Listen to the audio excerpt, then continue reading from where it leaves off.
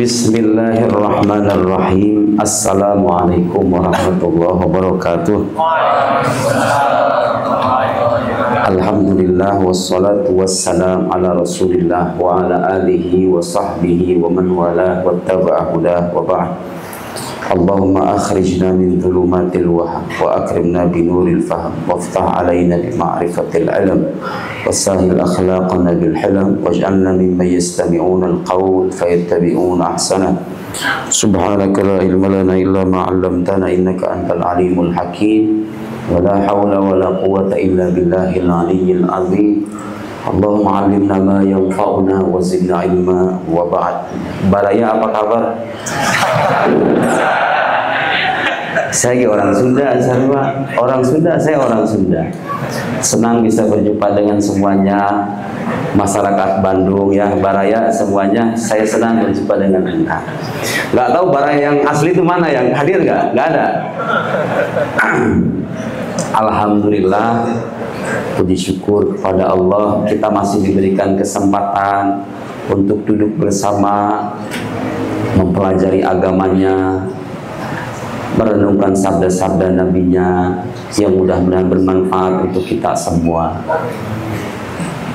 Bapak Ibu sekalian, saya manggilnya Bapak Ibu, tapi perasaan ABG-ABG ini mana tanda ya?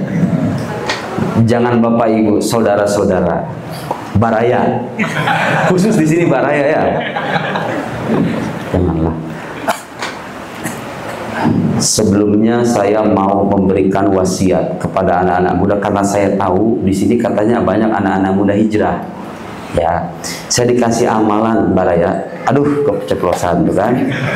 Saudara, saya dikasih amalan sama guru saya, silahkan amalkan ini, dawamkan setiap hari sebagai pegangan supaya kita istiqomah dalam beragama. 1, jangan lepas baca istighfar per hari, pagi 100, malam 100. Cukup astagfirullah 100. Saya jelaskan nanti filosofinya kayak gimana. Yang kedua, sholawat kepada Nabi Sallallahu Alaihi Wasallam dengan sigot ya, sholawat banyak sigotnya ya, tapi ijazahkan oleh guru saya, Allahumma sholli ala sayyidina Muhammadin abdika wa rasulika nabiyil ummi wa ala alihi wasallim, tanpa menggunakan wasahbihi, alihi sudah mencakup. Allahumma sholli ala sayyidina Muhammadin abdika wa rasulika nabiyil ummi wa ala alihi wasallim 100. Terakhir baca tahlil la ilaha illallah dengan sigat la ilaha illallah wahdahu la syarikalah lahul mulku wa lahul hamdu wa huwa ala kulli syai'in qadir. Saya ulangi, la ilaha illallah wahdahu la syarikalah lahul mulku wa lahul hamdu wa huwa ala kulli syai'in qadir. Kenapa harus 3 itu? 1, istighfar itu saudara-saudara sekalian ibarat mencuci diri. Kan kita pasti banyak dosa kan, ngaku aja lah. Yang suka buka HP tiap hari itu di YouTube, emang bersih semua? Nah, YouTube isinya kotoran, Instagram juga kotoran, TikTok apalagi, ya enggak? Istighfar. Supaya kalau tiba-tiba bisa nauzubillah kita diambil di waktu malam, Allah sudah mengampuni. Subhanallah ya, agama kita itu memberikan pintu ampunan yang sedemikian luas. Antum tahu nggak, kalau antum berbuat dosa di satu tempat, kan yang mencatat itu ada malaikat pencatat kebaikan, pencatat keburukan. Mungkin ada sebagian yang baru tahu nih. Tahu nggak, ketika kita berbuat baik, malaikat itu langsung mencatat amalan kita. Malaikat pencatat keburukan nggak akan protes, catat aja langsung kalau berbuat baik. Tapi tahu nggak, kalau kita berbuat buruk, itu malaikat pencatat kebaikan minta nunggu dulu. Jangan-jangan dia beristighfar, tunggu dulu. Makanya ulama mewasiatkan kalau kita berdosa di suatu tempat, istighfar. Kalau enggak, tambal dengan sedekah. Di anna sedekah tudfi ghadabar rabb, karena sedekah itu bisa mematikan murka ilahi. Tambal dengan sedekah atau tambal dengan amal kebaikan apapun. Subhanallah kan, Allah betapa sayangnya kepada kita. Kalau kita berbuat salah, itu malaikat kebaikan, tar dulu, siapa tahu dia beristighfar. Kalau dia beristighfar, nggak jadi dicatat. Nih, saya ngomong begini jangan sampai yang suka pacaran jadiin alasan ya, kita istighfar aja yuk, bareng-bareng aja kita istighfar berjamaah. Jangan begitu, nggak boleh nyepelein. Ini mah kalau orang khilaf, ya kan? Khilaf karena tidak kuasa menahan hawa nafsunya, langsung istighfar. Allahu Ghafurur Rahim. Allah Maha Pengampun. Jangan pernah ada perasaan kalau beristighfar Allah nggak akan menerima. Pelacur aja. Tahu kan kisah pelacur? Yang ngasih makan anjing bisa diampuni sama Allah. Apalagi ini pemuda-pemuda hijrah yang tiap hari ke masjid, ya kan? Jangan khawatir. Itu pertama istighfar. Jadi istighfar itu ibarat kita mau menempuh perjalanan, kita cuci badan dulu. Artinya cuci diri dari dosa-dosa. Kenapa harus sholawat? Karena sholawat itu adalah jalan kita menuju Allah. Nabi Muhammad itu perantara kita menuju Allah Sallallahu Alaihi Wasallam. Coba lihat, kenapa saya katakan begitu? Antum sekarang bersyahadat asyhadu an la ilaha illallah saja, diterima nggak sama Allah itu syahadat? Diterima nggak? Kalau ada orang, saya beriman kepada Allah, asyhadu an la ilaha illallah. Orang Kristen juga sama, orang Yahudi juga sama, percaya sama Allah, ya kan? Tahu yang membedakan kita dengan mereka apa? Yang kedua tadi, wa asyhadu anna Muhammadar Rasulullah. Jadi yang kedua itu pelengkap. Orang tidak akan sempurna dan dianggap keimanannya kecuali setelah dia mengakui Muhammad alaihissalam sebagai utusan Allah. Artinya saudara-saudara, kalau beragama nggak pengen pincang, jangan cuma hanya berzikir mengingat Allah saja, tapi Anda juga harus membangun ikatan emosional dengan Nabi Shallallahu Alaihi Wasallam. Bahkan kata guru saya, yang bisa menjaga kita dari kekufuran itu, nih ya, kita hidup di perkotaan, banyak pikiran-pikiran aneh, merasuk, udah banyak lah sekarang, apalagi zaman internet. Pengen nggak terjaga dari hal-hal semacam itu? Banyak sholawat sama Nabi. Nabi itu wafat jasadnya saja, ruhnya itu masih ada. Banyak sekali ayat Quran. Wa'alamu anna fikum Rasulullah, ketahuilah bahwa pada diri kalian itu ada Rasulullah. Tahu dalam sholat kita diajarkan apa dalam tahiyat? Coba. Assalamu alaika ayuhan nabi atau assalamu ala nabi atau alaihi. Alaika, tahu nggak artinya dalam bahasa Arab alaika? Itu namanya kaful mukhatab, kaf yang menunjukkan lawan bicara. Jadi kalau saya bilang assalamu alaikum, artinya orangnya ada, ya nggak? Jadi kaf itu menunjukkan lawan bicara yang hadir. Ketika Allah mengajari kita dalam tahiyat, Nabi mengajari kita dalam tahiyat, assalamu alaika ayuhan nabi, itu artinya bukti nyata bahwa Nabi itu hadir sebetulnya di hadapan kita, bukan dengan jasadnya, tapi dengan ruhnya. Jadi kalau ada masalah, kalau nangis, kalau sedih, ditikung sama orang, misal, atau bangkrut bisnis, orang beriman itu jangan pesimis. Nabi kita itu masih ada, mendekatlah kepada Nabi. Musyrik itu, bodoh kan? Suka ada yang bilang begitu kan, musyrik kan? Gak ada orang Islam yang menuhankan Nabi, betul nggak? Musyrik itu kalau ada mempertuhan Nabi, sebagaimana orang Kristen, mohon maaf, mempertuhan Isa Al-Masih, ya kan? Saya tanya sekarang, ada nggak orang Islam yang mempertuhan Nabi Muhammad? Gak ada. Tapi bahwa Nabi Muhammad adalah perantara, memang benar-benar perantara kan? Coba tanpa ada Nabi Muhammad, Anda bisa mengenal Tuhan Anda? Saya bisa duduk di sini, Anda bisa sholat di sini. Tahu ternyata di mana ya? Dari para ulama dari sahabat dari Nabi. Sallu kama ra'aitumuni usalli. Perintah Nabi, kita bisa sholat biasanya karena gara-gara Nabi Muhammad. Jadi kalau beragama nggak pengen bincang, anak-anak muda, kalau nggak mau nanti terjerumus ke dalam pikiran-pikiran yang aneh, tersesat tiba-tiba mati dalam kekufuran, nauzubillah, mendekatlah kepada Nabi Muhammad dengan emosionalitas kita. Caranya gimana? Banyak baca sholawat. Paling tidak 100 pagi, 100 sore. Nah, terakhir baca la ilaha illallah, karena itulah ghayatul ghayat, itulah tujuan utama kita beragama, ya enggak? Tujuannya sampai kepada Allah setelah kita membersihkan diri dengan istighfar, mendekatkan diri kepada Rasulullah sebagai perantara. Kita pengen dituntun, ya. Kalau kita bilang menjadikan Rasul sebagai perantara itu kita pengen dituntun, bukan menuhankan Nabi. Gak ada cerita orang yang bisa menuhankan Nabi, ya. Yang suka musyrikan itu orang-orang belahan sana itu, jangan dengerin. Kita menjadikan Rasulullah sebagai suri tauladan dan perantara supaya kita sampai kepada Allah, kan dosa kita banyak. Nabi orang suci, ya kan? Kita berharap melalui cara kita mendekat dari para Nabi dengan salawat itu, kita bisa sampai kepada Allah, dan itulah yang disimpulkan dengan la ilaha illallah wahdahu la syarikalah lahul mulku wa lahul hamdu wa huwa ala kulli syai'in qadir. Gak usah nanya pahalanya ya. Nanti kita kalau ketemu di sorga pasti antum menyesal kalau nggak ngamalin ini. Karena saya baca dalil-dalil subhanallah. Pahala membaca yang tadi saya sebut, la ilaha illallah wahdahu la syarika lahul mulku wa lahul hamdu wa huwa ala kulli syai'in qadir. Bahkan sholawat, satu sholawat itu saudara sekalian, satu sholawat. Tahu nggak, dalam Islam itu ada satu ibadah yang kalau diamalkan sama orang muslim, mau dia orang fasik sekalipun, pendosa, kalau ngamalin ini udah pasti diterima kata para ulama. Hatman, pasti. Apa itu? As-salah ala Nabi alaihi salatu wassalam. Salawat kepada Nabi. Salat kepada Nabi itu waktu naik motor, waktu di mobil, waktu nyuci piring, ya, waktu nunggu Gojek. Saya waktu kuliah dulu kayak gitu. Naik bis daripada 1 jam kira-kira nganggur kan, ini baca salawat. Tahu gak, 1 salawat itu balasannya, coba bayangin. Dan gak ada itu ibadah dalam Islam yang paling sebesar itu. Man shalla alayya marratan, barang siapa bersalawat kepadaku 1 kali, kata Nabi, 1 kali saja, sallallahu alaihi asyra, Allah bersalawat kepadanya 10 kali. Allah bersalawat itu bukan berarti Allah ucapin salawat, oh semoga salawat tercurah kepada guru gembul misalnya. Enggak, bukan begitu Allah bersalawat, ya. Itu saudara kita, ya, saudara kita, jangan diabaikan. Saudara kita yang harus kita rangkul, ya. Sudah dilihat kan? Cukup tahu bahwa itu salah, tapi bagaimanapun yang salah itu adalah saudara kita sebagai sesama umat muslim. Tidak usah dibully. Cukup selesai, ya. Oke? Jadi ketika Allah, maaf tadi saya ngomongin apa tuh? Gara-gara itu tuh, gara-gara nyebut itu, iya, salawat Allah artinya memberikan rahmat secara khusus. Dan dalam Islam nggak ada itu. Yang pahalanya ibarat itu Allah bersalawat langsung kepada seorang hamba kecuali salawat kepada kekasihnya. Pahalanya sangat besar.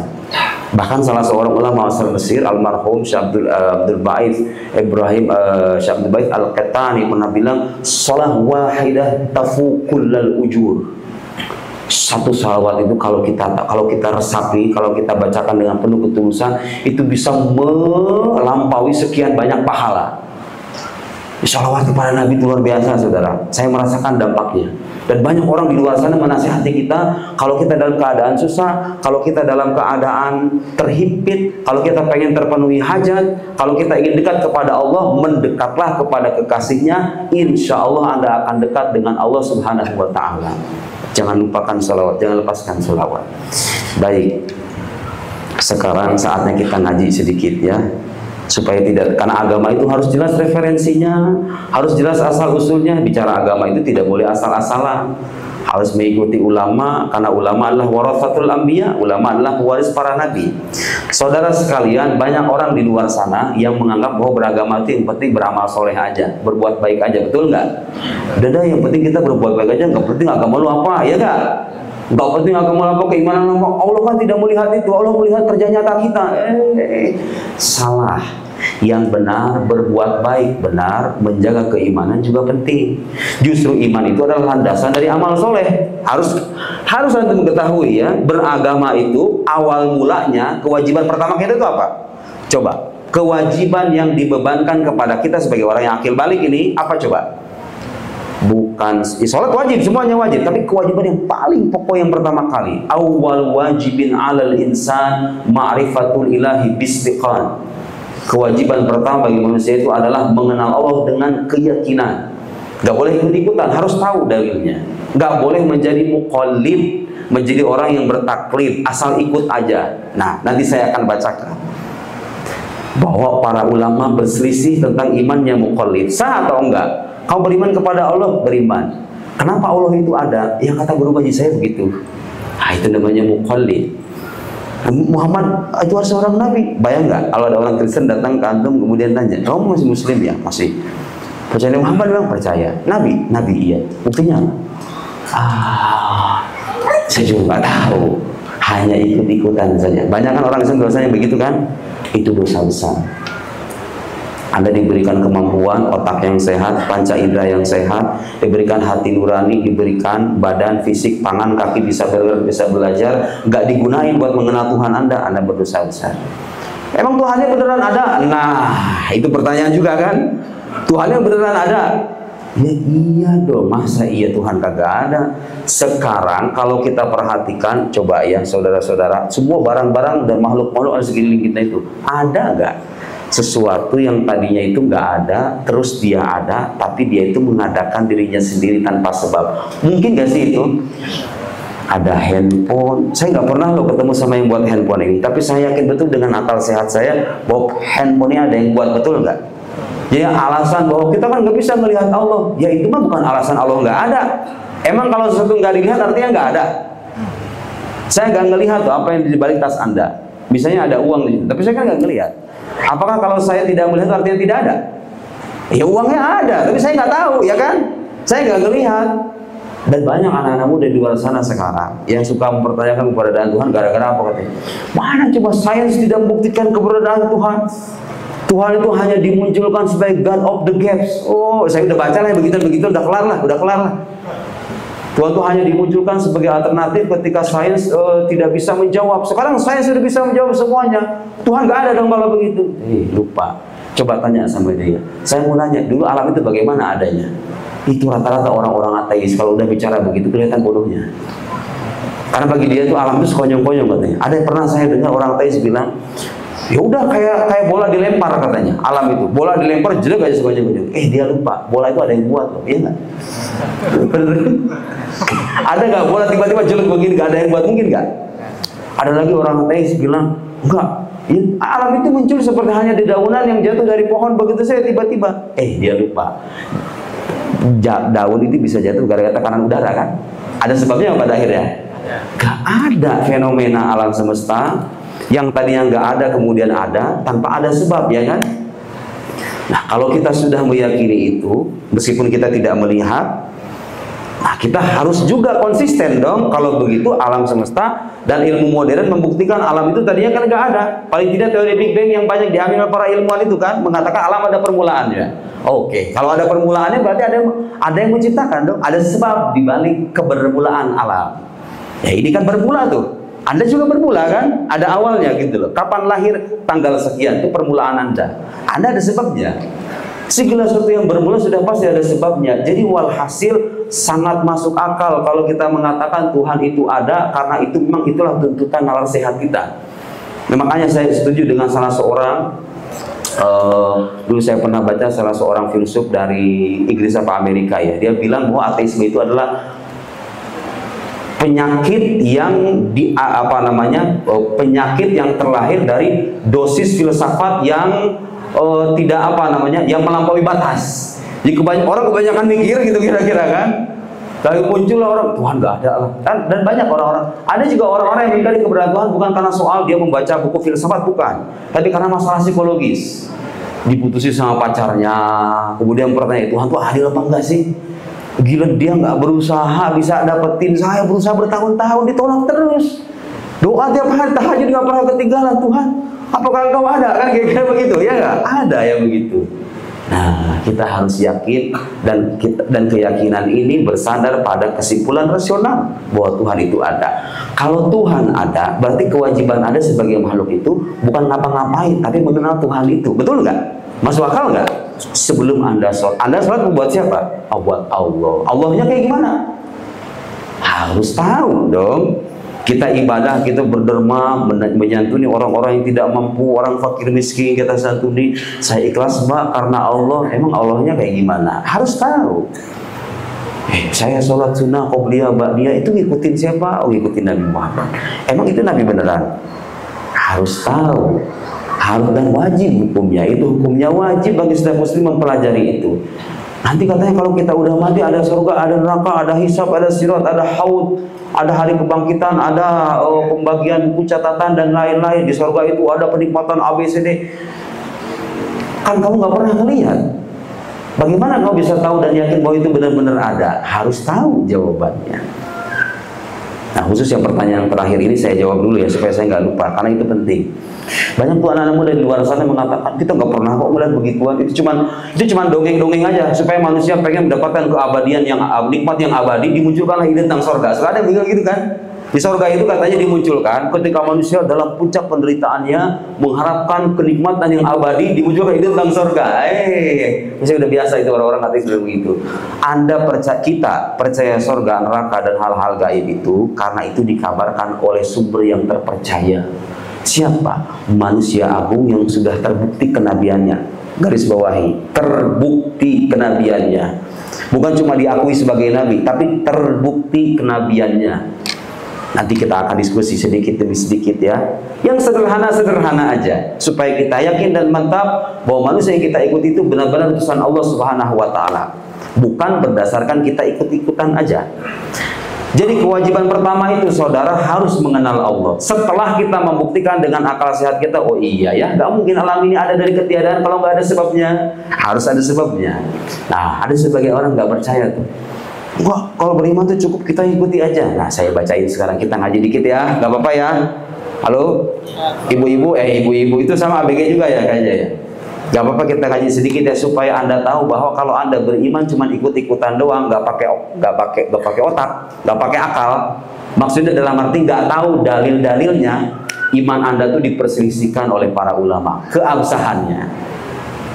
Lihat, Imam Sanusi ini salah seorang ulama besar yang salah satu bukunya saya syarah dari buku terbaru. Ah, itu tuh, Imam Sanusi. Boleh punya kitab Ummul Barahin, itu saya sarankan untuk dibaca karena itu kitab ringkas dan tipis tapi sudah mencakup sebagian besar akidah Islam. Cukuplah buat bekal. Yang sibuk-sibuk kerjaannya bisnis jual beli online, nggak ada waktu buat ini, udah baca itu. Pahami tapi ya, mau cuma dibaca kemudian selesai nggak dipahami. Imam Sanusi dalam syarah Ummul Barahin, ini yang bahasa Arabnya. Beliau punya syarah juga Imam Sanusi itu. Yang saya tulis itu syarah berbahasa Indonesia. Lihat dari namanya saja, Ummul Barahin. Apa artinya Ummul Barahin? Induk dari bukti-bukti, menunjukkan bahwa akidah Islam itu semua ada buktinya. Jangan khawatir ya, kadang-kadang kita nggak tahu aja karena nggak belajar. Tapi semua akidah Islam dari A sampai Z itu ada buktinya semuanya. Tuh Imam Sanusi buktiin. Dia sudah menyederhanakan sebisa mungkin ya. Imam Sanusi sudah memaparkan.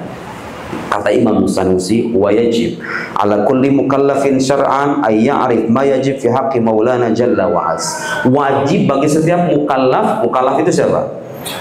Orang balik yang berakal, yang panca inderanya sehat, kayak Anda semuanya nih, gak ada yang cacat kan? Kemudian sudah sampai kepadanya dakwah, dalam arti ajakan untuk beriman, kayak kita semua nih dan menerima dakwah, ya kan? Itu mukallaf.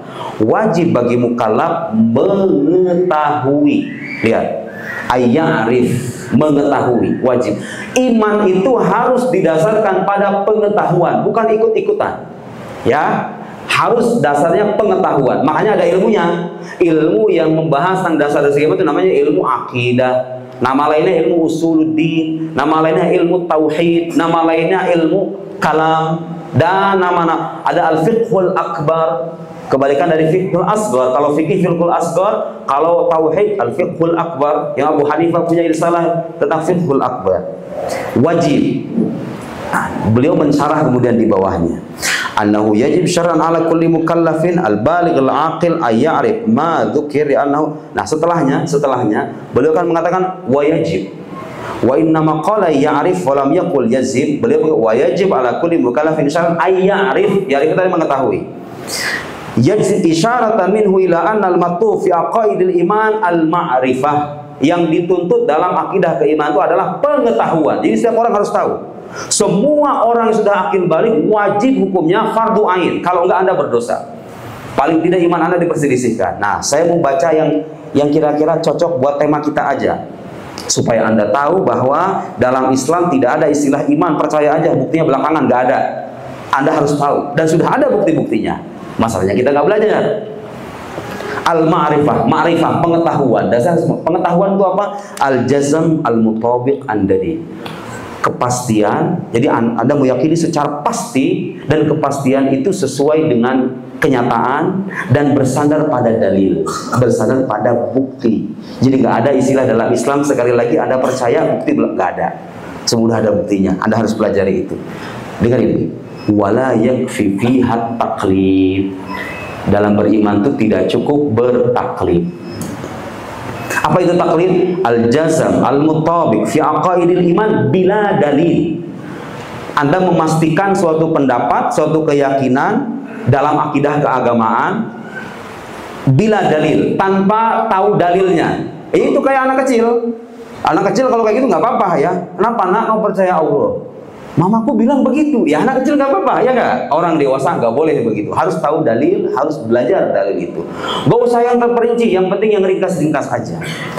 Oke, sekarang bener nggak kalau orang bertaklid itu imannya diperselisihkan? Nih saya bacain. wa ila wujubil ma'rifah wa adamil iktifa bit taqlid dhahaba jumhur ahli ilm. Sebagian besar ulama mengatakan wajib mengetahui dasar-dasar akidah dan tidak boleh taklid, seperti siapa? Asy-Syaikh Al-Asy'ari, Imam Ahli Sunnah wal Jamaah Abul Hasan Al-Asy'ari, Imam Abu Bakar Al-Baqilani, Imam Al-Haramain. Nah, sekarang nih lihat buktinya nih. Tsumma ikhtalafa al-jumhur al-qa'il bi wujubil ma'rifah. Faqala ba'dhum. Nah, sekarang orang-orang yang mengatakan wajib mengetahui dalam akidah itu beda pendapat. Faqala ba'dhum, sebagian ulama mengatakan al-muqallid mu'min, orang bertaklid itu beriman, masih dikatakan beriman. Tapi tahu nggak? Illa annahu asin, dia berdosa. Jadi kalau Anda iman hanya sebatas ikut-ikutan, nggak menggunakan akal sehat, nggak belajar, Anda tuh berdosa besar loh. Apalagi Anda punya waktu, main HP nggak pernah di waktu, gila belajar beginian. Itu belajar akidah kalau Anda pelajari sebulan pun kelar kok. Kayaknya sebulan juga enggak deh, 2 minggu juga kayaknya kelar. Seminggu dah. Kenapa? Nanti akan ditanya di akhirat. Kenapa Anda dikasih waktu sekian puluh tahun tapi tidak ada waktu untuk mengenal Tuhan Anda sendiri? Besar-besar kan nggak tahu diri namanya, ya nggak? Dikasih nikmat memandang, berjalan, kemudian bergerak, bernafas dan tidur dan seterusnya, mengenal Tuhannya aja nggak mau dengan alasan aku nggak punya waktu. Itu orang zaman sekarang. Asin bitarkil ma'rifah. Nah, ulama yang lain mengatakan wa qala ba'dhum innahu mu'min wala ya'si. Oh, dia beriman dan enggak tergolong berbuat maksiat, tetapi dengan syarat illa idza kanat fi ahliyat li fahmin nadr sahih. Jadi orang ini beriman tidak berdosa dengan catatan kecuali kalau dia punya kemampuan berpikir. Artinya begini, sama nih seperti dengan yang pertama. Kalau ada orang beriman bertaklid, padahal dia punya kemampuan belajar, dia nggak belajar, sama-sama dosa. Tapi kalau nggak punya kemampuan belajar, kayak orang, mohon maaf ya, orang misalnya apa, orang yang kehilangan panca inderanya atau otaknya lemah sehingga dia nggak bisa mencerna pelajaran, atau orang gila misalnya, ya sudah, itu sudah rufi'at taklif ya, rufi'at taklif. Nggak enak ngaji dipotong, makan aja nggak bisa dipotong ya kan, masa ngaji dipotong? Sama-sama mengenal Allah kan. Anda mau kenali Allahnya dulu kan, gitu kira-kira. Saya yakin nih, di antara manusia-manusia ini ada yang belum kenal sama Tuhannya, ya kan? Gimana itu belajar kok mengenal Tuhan? Tuhan kan nggak mungkin dikenal, kata orang sono. Enggak, Tuhan bisa dikenal dalam batas kemampuan manusia dengan merujuk pada penjelasan wahyu yang terpercaya. Bisa kita. Nah, yang mau saya tekankan, teman. Jadi pendapat kedua mengatakan orang bertaklid itu beriman, dia tidak bermaksiat kecuali kalau dia bisa belajar. Artinya kalau dia bisa belajar, bertaklid juga sama-sama dosa, gitu loh, paham nggak? Nah, yang terakhir dengerin ini. Wa qala al-muqallid laisa bimu'minin aslan. Orang yang bertaklid itu bukan orang beriman sama sekali. Nah, sekarang tahu nggak? Imannya muqallid yang diperselisihkan itu orang yang sudah memastikan keimanannya. Artinya gini nih, saya misalnya berkata, saya meyakini 100% Allah itu ada, Muhammad adalah Nabi, surga neraka itu ada, saya 100% percaya, tapi saya ikut-ikutan doang. Yang kayak begini diperselisihkan itu. Orang sudah memastikan keimanannya aja masih diperselisihkan. Nah, kalau orang hanya mengikuti orang lain tanpa memastikan, kayak misalnya berapa persen kamu iman sama Muhammad? Ya, 65% lah. Itu semua ulama sepakat itu bukan orang beriman. Paham nggak maksudnya? Jadi orang yang sudah meyakini secara pasti bahwa Allah ada, Muhammad Nabi, semuanya diyakini secara pasti, tapi ikut-ikutan, itu diperselisihkan imannya sama para ulama. Apalagi orang yang cuma ikut-ikutan, nggak sampai pasti gitu loh, paham nggak? Oh, percaya Tuhan, percaya. Berapa persen? Ya 75 lah. Ah, itu bukan orang beriman. Saya tidak mengada-ngada. Ulama mengatakan begitu. Imam Haramain, guru Imam Al-Ghazali, seorang ulama besar, udah raksasa itu dalam dunia intelektual Islam. Dengar yang kata Imam Haramain, orang yang bertaklid tidak memastikan keimanannya. Faman 'asha ba'dal bulugh zamanan yasa'uhu lin-nadhar wa nadhar. Orang yang sudah akil balik kemudian hidup satu masa tertentu, dia dikasih kesempatan belajar, kemudian dia belajar. Lam yukhtalaf fi sihhati imani. Ulama sepakat imannya sah. Kalau orang akil balik, belajar, kemudian belajar akidah maksudnya, kemudian setelah itu dia memantapkan keimanan, ulama sepakat imannya sah. Ada ini bukan muqallid ya. Nih, dengar ini yang kedua nih.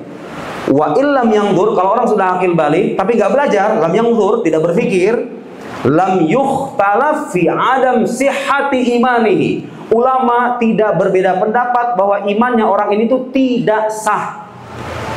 Tidak sah. Ulama nggak beda pendapat. Kalau orang nggak pernah belajar, udah akil balik, dia ikut-ikutan orang tanpa meyakinkan keimanannya, maka kata Imam Haramain, lam yukhtalaf fi adam sihhati imani. Ulama tidak berbeda pendapat bahwa imannya orang ini nggak sah. Ayo, Anda hidup berapa tahun, amalan kemana kesana kemari, imannya nggak dipelajari, mau sia-sia itu semua amal soleh. Harus belajar, harus belajar. Kita akan lanjutkan setelah sholat isya, insya Allah. Mari kita lanjutkan. Jadi saudara-saudara sekalian, saya sudah buktikan bahwa para ulama berselisih tentang imannya orang bertaklid. Buat apa saya menyertakan itu? Untuk membuktikan bahwa iman dalam Islam itu dasarnya harus ilmu, bukan ikut-ikutan doang. Karena di luar sana banyak orang meyakini iman itu asal percaya aja. Nggak ada dalam Islam. Agama lain ada, ya. Islam nggak mengenal itu. Itu sebagai bukti. Kalau sekarang begini saudara, kalau seandainya iman itu cukup dengan ngikut doang, ngapain ulama berselisih? Betul nggak? Ngapain berselisih begini? Ya udah semuanya sah aja, ya kan?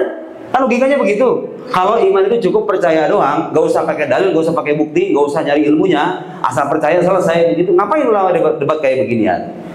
Ngapain? Dan ini saya mau berceritakan kitab yang tipis. Kalau Anda baca kitab yang lebih tebal lagi, ada 12 pendapat untuk mengatakan apa yang pertama kali diwajibkan bagi manusia itu, dengan segala turunannya, dengan masalah taklid dan lain-lain. Tapi kita nggak ada waktu untuk membahas itu semua. Cukup dijadikan bukti bahwa perdebatan ulama tentang sah atau tidaknya iman orang bertaklid menunjukkan bahwa ajaran Islam mengharuskan iman itu bersandar pada ilmu. Orang yang bertaklid diragukan keimanannya karena dia tidak berdasarkannya pada ilmu. Dia nggak tahu, asal ikut-ikutan doang. Oke, saudara-saudara sekalian, harus kita ingat bahwa Islam itu kalau dikatakan agama yang sempurna, itu bukan cuma klaim sepihak doang. Coba saya mau nanya ya, kita jujur sama-sama. Siapapun bisa menjawab pertanyaan ini. Ada nggak satu agama di dunia ini yang menyuruh umatnya beriman pada semua nabi, semua kitab suci, semua yang mereka kabarkan, hal-hal gaib yang mereka kabarkan, semuanya wajib diimani. Kalau Anda ingkar satu saja, anggap Anda percaya Quran, percaya Taurat, percaya Injil, nggak percaya Zabur, misalnya ya, misal. Atau Anda percaya kepada Muhammad, Isa, Musa, tapi nggak percaya kepada Daud, misalnya, nggak percaya kepada Sulaiman. Satu saja Nabi itu Anda ingkari, Anda selesai sudah keimanan Anda orang kafir, keluar dari lingkaran orang-orang beriman. Saya mau nanya, ada nggak agama dunia ini yang menyuruh umat itu beriman secara lengkap, komplit, komprehensif, nggak dipisah-pisahin, kecuali satu agama selain Islam itu? Ada nggak selain Islam itu? Ada nggak? Orang Kristen dengan seluruh pemahaman kita kepada mereka percaya Nabi Isa mempertuhannya, tapi nggak percaya Nabi Muhammad.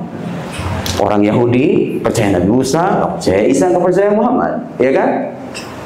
Nah, satu-satunya agama yang lengkap ini, kita nggak cuma percaya Quran dong, loh, percaya Injil, semuanya dipercaya, cuma bukan Injilnya sekarang, tapi Injil sebagai wahyu yang diturunkan kepada Nabi Isa. Tapi kan nggak ada, mana coba Injilnya mana? Ya memang nggak ada. Tapi kenapa kita percaya? Karena informasi itu dikabarkan melalui lisan seorang nabi. Dan informasi yang sahih sah dijadikan sumber pengetahuan ilmiah. Ya, dalam epistemologi Islam begitu. Informasi yang berasal dari kabar yang shadiq, yang jujur, yang terpercaya sah dijadikan sandaran. Kalau yang ngabarinnya sampean orang biasa begitu, ada kitab namanya Injil, yang nyampein sampean, bukan ahli sejarah, bukan siapa-siapa, berhak ragu nggak kita? Ya berhak ragu dong. Ini orang manusia agung, nggak pernah bohong, terbukti sebagai nabi lagi, mengabarkan ada Musa, Isa, Ibrahim. Kita nggak pernah ketemu sama mereka semua. Andaikan kuburannya nggak ada tuh semua tuh nabi-nabi itu, tapi kita wajib percaya. Kenapa? Karena itu tersampaikan melalui lisan seseorang yang sudah terbukti kenabiannya. Ya kalau sudah jadi nabi nggak mungkin bohong dong. Kan dia dari Allah. Masa Allah berbohong? Masa Allah mengabarkan sesuatu yang bertolak belakang dengan fakta? Pasti benar dong yang Allah kabarkan. Selogis itu loh ajaran kita itu. Baik hadirin sekalian, itulah ajaran Islam. Jadi yang udah jadi muslim gak usah ragu-ragu lagi. Itu agama yang sempurna. Memang kenyataannya begitu. Nggak ada itu agama yang mewajibkan begitu. Semua nabi, semua kitab suci, nggak boleh dibedakan lagi. Kepercayaan satu, selesai sudah. Semuanya satu paket. Jadi iman itu satu kesatuan yang nggak bisa dipisah. Anda percaya surga, percaya malaikat. Saya nggak percaya neraka lah. Hanya nggak ada neraka itu batal keimanan Anda. Ya kan? Dalam ajaran Islam. Baik. Setelah kita beriman kepada Allah, Allahnya sudah dibuktikan ada tuh. Anda wajib mengetahui sifat-sifat Allah. Dari mana kita bisa tahu itu? Dengan dua cara. Satu, melalui wahyu yang terpercaya, dan kita punya Al-Quranul Karim. Al-Quran yang sudah terbukti keilahiannya. No, saya udah bikin buku khusus. Kalau nanya apa buktinya Allah itu kalam ilahi, apa buktinya Al-Quran itu firman Allah yang ada di hadapan Anda itu? No, kasih tahu aja buku itu. Gak usah suruh baca, nih liatin aja. Kalau baca alhamdulillah. Bukti-bukti yang meyakinkan bahwa Al-Quran itu benar-benar firman Allah. Dan pembuktian keimanan itu rata-rata saudara menggunakan kaidah ilmu logika. Ilmiah apa enggak itu logika? Ya ilmiah lah. Kalau nggak pakai logika, Anda pikir pakai dengkul? Ya iya dong, logika ilmiah dong. Nggak, kalau dia bilang nggak ilmiah, no, liatin. No, 600 halaman buku logika. Nggak ilmiah gitu maksudnya. Itu nggak ada apa-apanya. Ini nggak ada apa-apanya. Kalau Anda tahu hazanah keislaman dan logika itu berjilid-jilid begitu, ngeri lah pokoknya kalau udah bicara terus keislaman itu nggak ada apa-apanya itu, untuk membuktikan bahwa landasan logisnya pun ada kaidah keilmuannya. Ayo, mau ngomong apa lagi? Suka ada tuh pertanyaan-pertanyaan yang aneh-aneh tentang ketuhanan, ya kan? Siapa yang menciptakan Tuhan? Tuhan tuh adanya di mana? Bisa nggak Tuhan menciptakan sesuatu seperti dirinya? Ada pertanyaan anak muda yang kayak begitu zaman sekarang. Saya di TikTok kadang-kadang mau lihat tuh, nggak ada jawabannya. No, lihat tuh buku itu tuh seputar ketuhanan, 400 halaman. Semua saya kumpulin tuh pertanyaan-pertanyaan itu tuh nggak semua ya, tapi sebagian besar saya kumpulin, saya jawab dengan bermodalkan kitab kuning yang saya pelajari di Al-Azhar dan bisa ngejawab. Ayo mau ngomong apa lagi? Nggak ada dalam Islam tuh Anda percaya selesai nggak ada bukti, itu nggak ada. Sorry to say, memang itu faktanya, ya. Dan kitab-kitab yang lain. Setelah Allah diimani, selanjutnya apa? Sekarang saya mau nanya, Baraya, saudara-saudara, saya mau nanya nih, mana yang lebih sempurna?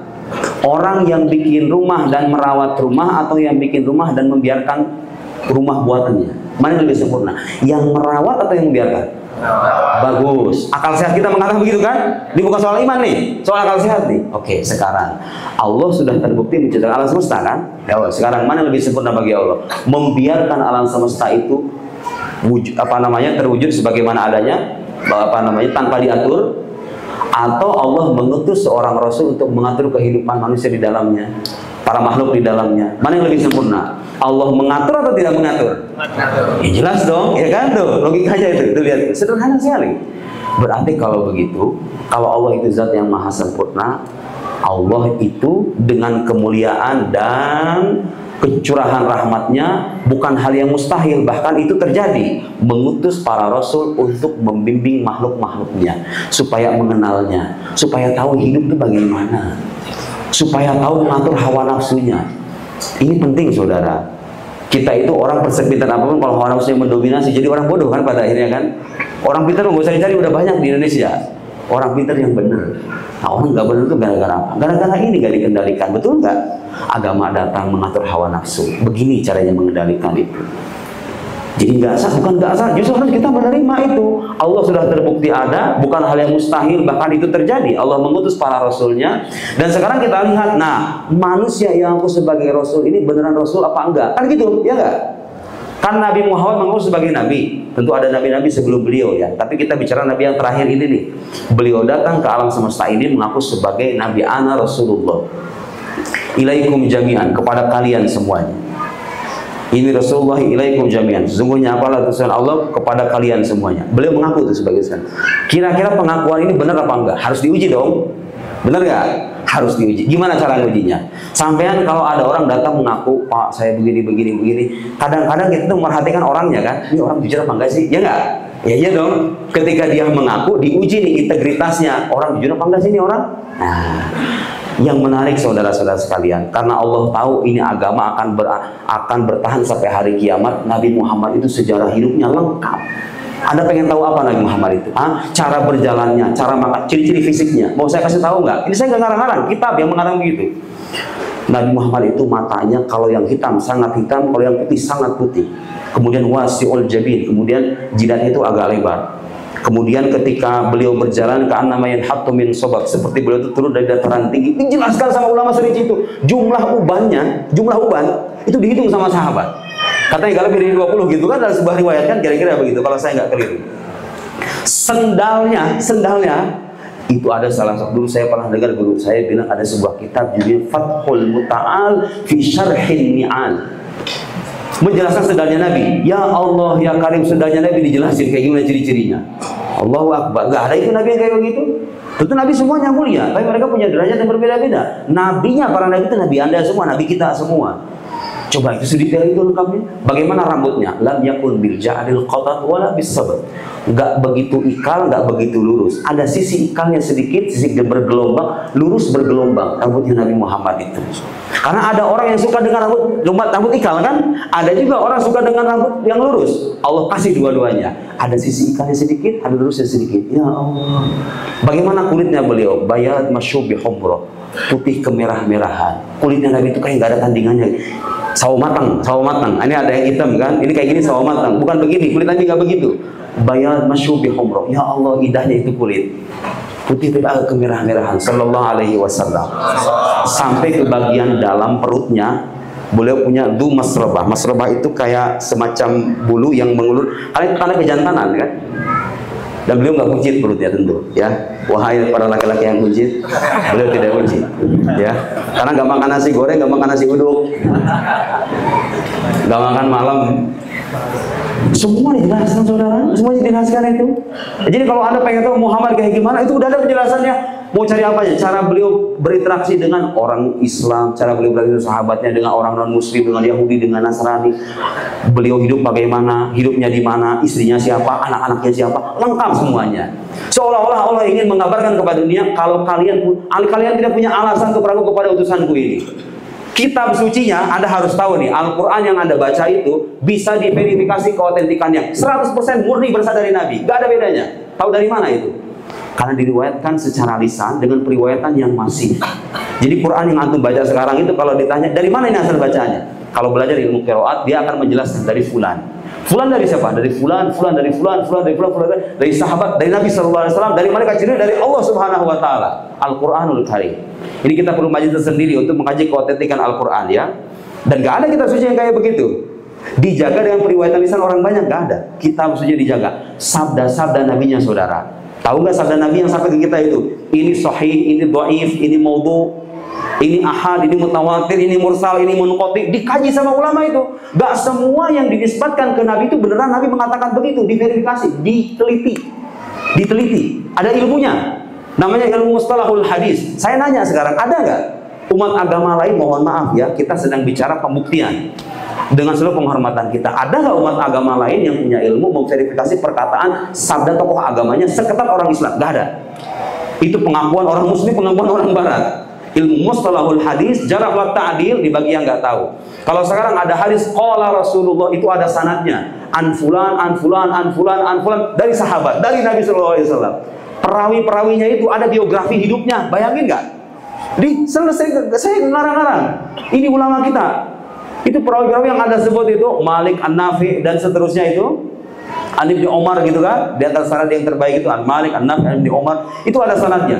Para perawi-perawi yang lain yang banyak itu ada sanad-sanadnya. Kitab hadisnya pun berjibur bertonton. Kitab tafsirnya semuanya sudah dijelaskan. Hayo sekarang kita uji. Nabi Muhammad kira-kira bohong apa enggak? Masalahnya sekarang kita dihadapkan dengan fakta sejarah yang menunjukkan beliau itu nggak pernah bohong. Sebelum jadi nabi aja udah digelari sebagai as-shadiqul amin, yang jujur tidak dan lagi terpercaya, tidak pernah berbuat buruk. Itu masyhur se-Mekah. Sampai-sampai ketika beliau mau hijrah, beliau menitipkan berwasiat kepada Sayyidina Ali supaya mengembalikan titipan orang-orang Mekah. Jadi orang Mekah ini memusuhi Nabi, urusan titip-titip barang percaya sama Nabi. Bayangin gak coba itu? Ya Allah, itu Nabi kita Muhammad sallallahu alaihi wasallam. Dan kalau Anda berbicara akhlaknya, itu kayak bukan manusia biasa, hatinya itu. Bukan kayak manusia biasa. Kalau kita bicara masalah itu luar biasa. Tahu di antara akhlak Nabi itu apa? La yazdadu jahlul jahili illa hilma. Beliau itu kalau ketemu sama orang bodoh, orang kurang ajar, semakin orang kurang ajar, beliau semakin lemah lembut. Kalau kita kebalikannya kan? Coba itu manusia biasa ada kayak begitu nggak? Orang semakin kurang ajar, beliau semakin lemah lembut. Kalau kita kan kebalikannya, bangsat gitu kan kira-kira kalau bisa kurang ajar ya kan? Kalau kita kan minimal ngomong kayak gitu. Sebelum kita berbuat berkelahi gitu kan, paling kita ngomong kasar ya kan? Nabi itu nggak begitu. Waktu Nabi menaklukkan kota Makkah dalam peristiwa Fathu Makkah, beliau sudah menaklukkan semua orang-orang yang bertahun-tahun ingin membunuh beliau itu. Beliau datang dengan ratusan ribu sahabat. Fathu Makkah, berapa kota Makkah tahu itu? Ya. Peristiwa Fathu Makkah, coba kalau seorang beliau itu orang manusia biasa, seorang raja yang dulu ingat dengan memori masa lampau, diperangi oleh kaumnya. Kira-kira apa yang dikatakan? Dia dibasmi itu manusia-manusia kan yang masih sisa itu kan? Nabi nggak mengatakan begitu. Nabi berkhutbah dengan khutbah yang terkenal, termaktub dalam kitab sejarah. Di antara ungkapan petikan khutbahnya mengatakan, idhabu fa antumut tulaqaw. Pergi kalian semuanya bebas. Ada yang kayak begitu, manusia itu hati kayak gitu tuh, bertahun-tahun kayak dibunuh tuh sama orang kayak gitu. Ketika dalam keadaan puncak kemenangannya loh, bilang kayak gitu, idhabu fa antumut tulaqaw. Sebagai bukti bahwa beliau bukan raja, tetapi Nabi Allah Subhanahu wa taala, utusan Allah Subhanahu wa taala. Satu lagi, ada kisah beliau yang menurut saya paling menarik dan itu bisa dijadikan panduan oleh anak-anak remaja zaman sekarang. Kalau lagi galau, Nabi itu saudara ketika pergi ke Taif, beliau itu pernah kehilangan orang-orang terkasihnya. Bahkan bukan pernah, berkali-kali kehilangan orang terkasihnya. Dalam sejarah sirah Nabi ada namanya tahun kesedihan, Amul Huzn. Di dalam tahun itu wafat dua orang terkasihnya. Satu Khadijah radhiyallahu anha yang melindungi beliau di rumah. Yang kedua adalah Abu Thalib yang melindungi beliau di dua rumah. Dua-duanya wafat. Setelah keduanya wafat, orang musyrik semakin kurang ajar sama Nabi itu. Karena yang melindungi udah nggak ada. Orang-orang semakin kurang ajar. Akhirnya sekian bulan kemudian Nabi hijrah ke Taif. Tahu daerah Taif ya? Nah, Nabi datang ke daerah Taif buat apa? Beliau nggak mau selesai berdakwah hanya karena kehilangan orang terkasih. Nyari tempat lain supaya nyari orang-orang yang bisa beriman. Kita akan renungkan sama-sama kisah semacam ini supaya kita yakin seyakin-yakinnya ini bukan manusia biasa tapi ini utusan Allah Subhanahu wa taala. Pergi ke Taif, apa yang terjadi? Ketemu sama 3 orang. Sehingga saya namanya itu disebutkan tuh namanya itu. Ibn Abd Yalail, kemudian Mas'ud, kemudian Habib Amr ibn Umair, seingat saya. Nanti dicek di kitab sejarah, 3 orang. 3 pembesar Bani Thaqif, di suku Thaqif di Taif itu, 3 pembesarnya ketemu sama Nabi. Tentu ini di Taif ini bukan sehari 2 hari ya. Sebagai ulama mengatakan ada yang 20, ada yang sebulan. Ini Nabi perjuangan luar biasa. Sayran alal aqdam, jalan kaki. Beliau itu jalan kaki dari Mekah itu jalan kaki ke Taif. Coba aja sekarang yang pernah umroh itu jalan kaki dari Mekah ke Taif kayak gimana? Dengan gunung-gunung bebatuan kayak begitu. Itu zaman sekarang loh, apalagi zaman dulu kan. Sayran bersama salah seorang pembantunya, sahabatnya Zaid ibn Harithah, datang ke Taif, ketemu sama 3 orang ini. Tahu nggak ini katakan 3 orang ini apa? Perkataannya kejam semua, ngebully semuanya, bahasa kita zaman sekarang. Satu orang mengatakan, Sayyimrat thiyabul Ka'bah in kana Allah qad arsalah. Muhammad, kalau benar Tuhan itu mengutus kamu, itu udah robek itu baju Ka'bah itu. Udah robek kata itu apa namanya kain Ka'bah itu untuk menunjukkan bahwa ini mustahil gitu loh. Oh, kalau Tuhan mengutus kamu itu udah robek Ka'bah itu, kira-kira begitu ya. Dicela Nabi. Yang satu lagi mengaku, wallahi la ukallimuka abadan. Wallahi la ukallimuka abadan. Muhammad, demi Allah, aku nggak akan pernah berbicara dengan kamu. Ya Allah, Nabi hanya datang untuk mengajak, bukan memaksa, ya kan? Yang satu lagi mengatakan, engkau terlalu rendah untuk diajak bicara. Salah seorang di antara mereka mengatakan, engkau terlalu rendah untuk diajak bicara. Kemudian orang-orang Thaqif mengumpulkan di hari tertentu ya, karena beliau setelah berhari-hari di Taif, di hari-hari satu hari tertentu itu dikumpulkan semua, termasuk anak-anak kecil. Waramuhu bil hijarah, dikisahkan dalam sirah. Mereka itu memukuli Nabi dengan melempari Nabi dengan bebatuan, dengan kerikil, dengan bebatuan, sampai-sampai kedua kakinya itu berdarah. Ini ada dalam sirah. Saya tidak mengarang, tidak sedang mendongeng. Sampai-sampai kedua kakinya berdarah. Zaid ibn Harithah saking empatinya kepada Nabi, beliau sampai menundukkan kepala melindungi Nabi, kaki Nabi dari lemparan batu-batuan, sampai-sampai kepalanya bocor. Zaid ibn Harithah. Dan para ulama mengatakan itulah keteladanan bagi orang yang melindungi seorang dai kepada Allah. Kalau Anda melihat orang berjalan dalam agama, tugas Anda kalau tidak bisa seperti dia melindungi. Seperti Zaid ibn Harithah melindungi Nabi dari tindakan orang-orang Thaqif itu. Setelah dilempar oleh anak kecil, dicaci maki dan seterusnya, beliau kemudian bersandar di sebuah pohon milik Utbah ibn Rabi'ah. Utbah ibn Rabi'ah, orang musyrik. Melihat dari kejauhan, kasihan Utbah ini. Akhirnya ngirim 2 karyawannya, kira-kira begitu ya, ngirim 2 anaknya. Datang ke sana, membawa sebongkah anggur. Kemudian setelah diberikan sebongkah anggur itu cerita panjang, tapi saya ringkas aja. Beliau bersandar di pojokan kebun milik Utbah ibn Rabi'ah itu dan mengucapkan doa yang sangat dikenal dalam kitab-kitab sirah. Tahu isi doanya apa? Subhanallah, saya kalau baca doa ini kadang-kadang nggak bisa menahan tangisan. Nabi Shallallahu Alaihi Wasallam dalam keadaan terhimpit, dalam puncak kesedihannya itu bilang, mengadu kepada Allah, bukan melaknat, mengadu kepada Allah. Itu orang-orang Taif. Bahkan dalam riwayat lain, sebelum saya sebutkan doanya, dalam riwayat lain disebutkan, dalam riwayat Imam Ahmad seingat saya, itu malaikat Jibril menampakkan dirinya kepada Nabi. Nabi kemudian melihat menengadah ke langit menengok Jibril. Jibril mengatakan, ya Muhammad, qad arsalallahu ilaika malakul jibal. Allah telah mengutus kepadamu malaikat penjaga gunung. Kemudian dalam ayat dikatakan fanadani wasallamani. Malaikat penjaga gunung itu mengucapkan salam kepada Nabi. Assalamualaikum ya Rasulullah, manggil Nabi. Tahu enggak yang dikatakan malaikat penjaga gunung itu apa? Ya Muhammad, qad alimallahu qaula qaumika lak. Wahai Muhammad, wahai utusan Allah, Allah sudah tahu apa yang dikatakan oleh kaummu terhadapmu itu. Perkataan orang-orang Taif itu. Allah sudah mengetahui. Sekejam itu orang-orang Taif itu. Kurang ajar kan kepada Nabi. Tapi Nabi diam saja. Malaikat penjaga gunung mengatakan Allah sudah tahu apa itu. Wa ba'atsani ilaika rabbuka lita'murani bi amrika fi masyi'. Dan Allah mengutus aku kepadamu supaya engkau menyuruh aku apapun yang engkau mau. La in syi'ta la utbiq alaihim al-akhshabain. Kalau engkau mau akan aku tumpahkan dua gunung ini. Dua gunung Taif mau ditumpahin. Tahu nggak jawaban Nabi ketika coba orang kalau manusia biasa nih, manusia biasa dalam keadaan dihina, dilukai semacam itu, kira-kira kita bersedar normal kan? Nabi Muhammad tahu nggak jawabannya ketika ditawari supaya malaikat gunung itu menumpahkan gunung kepada masyarakat Taif? Bal arju ayyuh.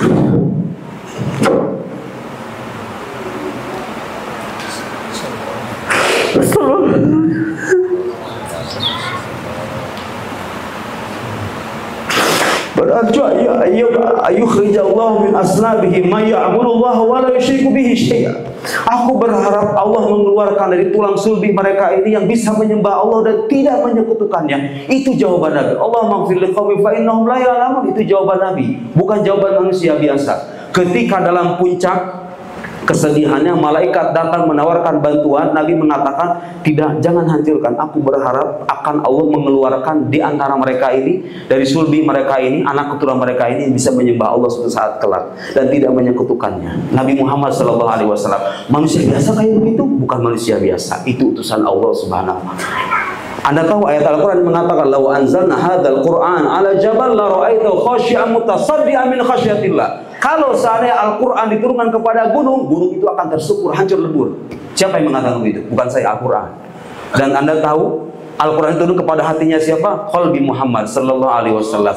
Turun kepada hati Nabi Muhammad sebagai bukti bahwa hati Nabi kita itu lebih jauh kuat ketimbang gunung. Al-Quran yang mengatakan begitu. Quran itu sedemikian dahsyatnya. Walhasil saudara-saudara sekalian, kalau kita baca itu sirah Nabi yang mulia ini, gak ada alasan kita mendustakan klaimnya bahwa beliau ada utusan Allah. Dengan alasan apa Anda mendustakan? Kita kalau punya teman gak pernah bohong, sama teman suka ngibul, kira-kira kita membenarkan yang mana? Pasti yang suka yang terbukti jujur kan? Gak ada alasan tuh. Anda ini manusia biasa nih, kalau sudah terbukti gak pernah bohong nih orang-orang baik ini mah, udah dia ngomong apa aja kita percaya dah, ya kan? Itu kita, manusia biasa. Ini manusia bukan cuma orang jujur, tapi terbukti kenabiannya dengan sebuah mukjizat yang tidak tertandingi oleh makhluk. Apa itu? Al-Quranul Karim. Al-Quran. Nabi Muhammad itu saudara-saudara sekalian, di antara kelebihan, bukan kelebihan, di antara fakta lainnya apa? Tidak membaca, tidak menulis. Gak pernah belajar filsafat, gak pernah ilmu perbandingan agama, gak pernah belajar kepada Nabi Yahudi, kepada Nasrani. Kok bisa, pertanyaan saya, 5 pertanyaan kita, kok bisa itu manusia agung bisa datang dengan kitab yang berisikan kabar Adam, Idris, Nuh, Soleh, Ibrahim, Ismail, Nabi Yakub, Nabi Yusuf. Nabi Yusuf jadi satu surat terpenuh tuh kan, dengan saudara-saudaranya, Fir'aun, Bani Israel, Ashabul Kahf, Ali Imran. Dari mana itu beliau tahu itu semua itu? Belum isyarat-isyarat ilmiah kan seperti yang dikaji dalam modern sekarang. Belum penjelasan surga neraka. Ini nasib orang-orang beriman, nasib orang-orang durhaka. Dijelaskan semuanya. Penjelasan tentang Allah. War-Rahmanur Rahimul Malikul Qudusus Salam. Sifat-sifat Allah. Dari mana itu beliau tahu itu semua? Dicari, nggak ada itu kemungkinan lebih masuk akal kecuali ini adalah pengetahuan yang beliau terima dari pencipta alam semesta Allah Subhanahu wa Ta'ala. Masuk akal kan? Kalau kita mengatakan Muhammad alaihissalam sebagai utusan Allah, itu bukan dogma, bukan dongeng, itu fakta. Fakta sejarahnya banyak, fakta rasionalnya banyak, bukti-buktinya banyak. Silahkan Anda pelajari kitab-kitab para ulama. Saya hanya berusaha untuk memudahkan karya-karya mereka. Silahkan Anda baca. Gak mau dibaca terserah. Ini sudah cukup, ya kan? Barangkali suatu saat nanti ada yang datang meragukan, gak usah dengerin. Yang saya pelajari saudara-saudara sekalian, orang-orang yang suka meragukan agama Islam itu datang dari dua kalangan. Yang suka meragukan hal-hal yang udah kelar itu. Satu, orang nggak belajar tradisi keislaman dengan baik, nggak pernah ngaji, nggak pernah mondok, nggak pernah belajar sama ulama, biasanya begitu tuh. Yang kedua, orang yang belajar, maaf, yang pertama orang yang suka belajar gitu ya, yang nggak pernah belajar. Yang kedua itu belajar, tapi belajar dengan jalan yang salah, gurunya salah. Yang belajar sama orientalis, yang nggak pernah sujud, nggak pernah mandi junub, ya kan? Iya ya kan? Ya bukan, ya itu artinya kan kita bicara suatu agama, tanya sama ahli tentang agama itu dong, gitu ya. Jangan nanya sama orang luar. Nah, orang-orang yang suka meragukan hal-hal yang udah kelar itu biasanya dari dua kalangan itu tuh. Orang yang nggak ngaji gitu loh, sama orang yang ngaji tapi caranya salah. Itu biasanya begitu. Kalau orang ngajinya benar, gurunya benar, insya Allah nggak akan ada keraguan sama agama ini. Semuanya sudah jelas. Allah Subhanahu Wa Taala mengutus Rasulnya meninggalkan kita alal mahajjatil baydho, jalan yang terang benderang, lailuha kanahariha. Pernah dengar riwayat itu? Malam dengan siangnya itu sama Islam itu, nggak ada yang kabur gitu loh. Semuanya sudah jelas. Mau bicara sirah Nabi, ya Allah ya Karim, subulul huda warasyad bihadi khairil ibad, 13 jilid, per jilidnya segini nih. Ayo, sepanjang hayat Anda bicara Nabi Muhammad itu nggak bakal kelar. Mau bicara tafsir, ya Allah ya Karim, silahkan beberkan kitab. Mau bicara hadis, seabrek-abrek. Bicara fikih, bicara usul fikih, bicara syariat, bicara akhlak, semuanya lengkap. Bicara filsafat Islam, oh ya Allah ya Karim, filsafat Islam, dan kaya sekali. Karena Allah tahu ini adalah agama akhir zaman, sehingga kelak orang nggak butuh nabi lagi. Kita nggak butuh nabi lagi kan? Udah jelas semua manual, tinggal diamalin doang. Masalahnya kadang-kadang anak muda kita nggak belajar, makanya suka lupa. Bahkan kita kadang-kadang menolak, kadang-kadang memberontak, begitu ya. Nggak kenal sama nabinya. Taunya Muhammad lahir di Mekah, selesai. Mujizat Nabi apa? Bikin 50 menit dia. Mujizat Nabi apa itu? Ya kan? Quran katanya mujizat Nabi. Ayo buktiin kalau Quran mujizat Nabi. Kan? Karena kita nggak belajar, kita nggak dekat dengan ulama kita. Kalau mau selamat itu, lihat saudara-saudara, aliran kita itu namanya apa? Ahlus sunnah wal jamaah. Apa artinya ahlus sunnah wal jamaah? Orang yang berpegang teguh kepada sunnah Nabi dan berpegang teguh kepada jamaah. Siapa itu jamaah? Ashabun Nabi, para sahabat Nabi, wa man sara ala nahjihim, dan orang-orang yang mengikuti mereka. Siapa itu? Ya para ulama. Jadi kalau mau beragama dengan selamat, dengan tepat, ikuti sunnah Nabi, ikuti pendapat ulama. Gak cukup dengan merujuk ke Nabi doang, dalam arti baca hadis Nabi, karena Anda bukan ulama, nggak tahu bahasa Arab kadang-kadang, baca terjemahan doang, merasa ini ahli agama, membid'ahkan, mensyirikan. Aduh ya Allah ya Karim. Dari mana Pak? Dari terjemahan. Tidak berhak orang bicara agama Islam kalau dia nggak paham bahasa Arab, betul nggak? Kenapa saya katakan begitu? Karena semua sumber ajaran Islam itu dasarnya bahasa Arab, ya kan? Qurannya bahasa Arab, hadisnya bahasa Arab. Nggak belajar bahasa Arab, baca terjemahan doang, berfatwa ini haram, ini halal. Wah. Idza tahaddasal insan fi ghairi fannihi atabil ajaib. Ayo hadhihi maqula yani laha masadiq katsira. Ya. Itu kenabian. Nah sekarang, oke itu kan Muhammad doang. Ayo nabi yang lain gimana? Idris, Nuh, Hud, itu dari mana itu buktinya? Suka ada saudara, orang yang nanya, mana bukti historis kalau Ibrahim itu benar-benar ada katanya? Mana buktinya, arkeologisnya? Sisa saja patung-patung masih dia gitu ya. Apa namanya, bebatuan atau apa, inskripsi, bukti-bukti material. Hei, jangan lupa, kalau kita bicara sejarah, sandaran sejarah itu nggak selamanya bukti material. Sejarah itu tidak selamanya harus berasal dari bukti material. Ada kalanya sejarah itu dibangun di atas informasi yang sahih, yang terpercaya, sekalipun nggak ada bukti materialnya. Bisa. Apalagi kalau informasi dikabarkan oleh orang banyak. Nabi-nabi terdahulu itu kita imani, kenapa? Karena orang sepanjang zaman bilang ada manusia namanya Ibrahim. Ya sudah, kita percaya gitu loh. Masuk akal nggak itu alasan kayak begitu? Karena dikabarkan oleh orang banyak, belum lagi dikabarkan oleh seorang yang terbukti sebagai nabi. Jadi kalau anda membuktikan kenabian Nabi Muhammad, selesai itu semuanya, itu benar semuanya. Karena itu tersampaikan melalui lisan beliau, gitu. Beliau kan nggak mungkin bohong. Kita nggak pernah lihat Injil, nggak pernah lihat Zabur, nggak pernah lihat surga, pernah neraka, hal-hal gaib itu. Kenapa Anda membenarkan? Karena sudah terbukti kenabian Nabi Muhammad itu. Makanya saya mengimani iman Anda itu ada dasarnya. Apa dasarnya? Kenabian Muhammad Sallallahu Alaihi Wasallam, dan itu bisa diuji bersama dengan rasionalitas. Itulah uniknya Islam, saudara. Bukti kebenaran Islam itu semuanya bisa diuji dengan akal sehat. Saya nggak ngomong, saya nggak ngarang-ngarang, nggak melebih-lebihkan. Semua akidah yang berkaitan dengan ketuhanan, kenabian, hal-hal gaib, semua bisa diuji dengan akal sehat. Saya mau mengoreksi satu hal yang sering menjadi kesalahpahaman banyak orang sekarang ini. Kalau bicara agama, sering banyak orang mengatakan ada sesuatu yang tidak masuk akal dalam agama. Gak masuk akal lah, ada lautan bisa dibelah dengan tongkat. Gak masuk akal lah, ada manusia dibakar tapi gak terbakar. Suka ada yang ngomong kayak gitu gak?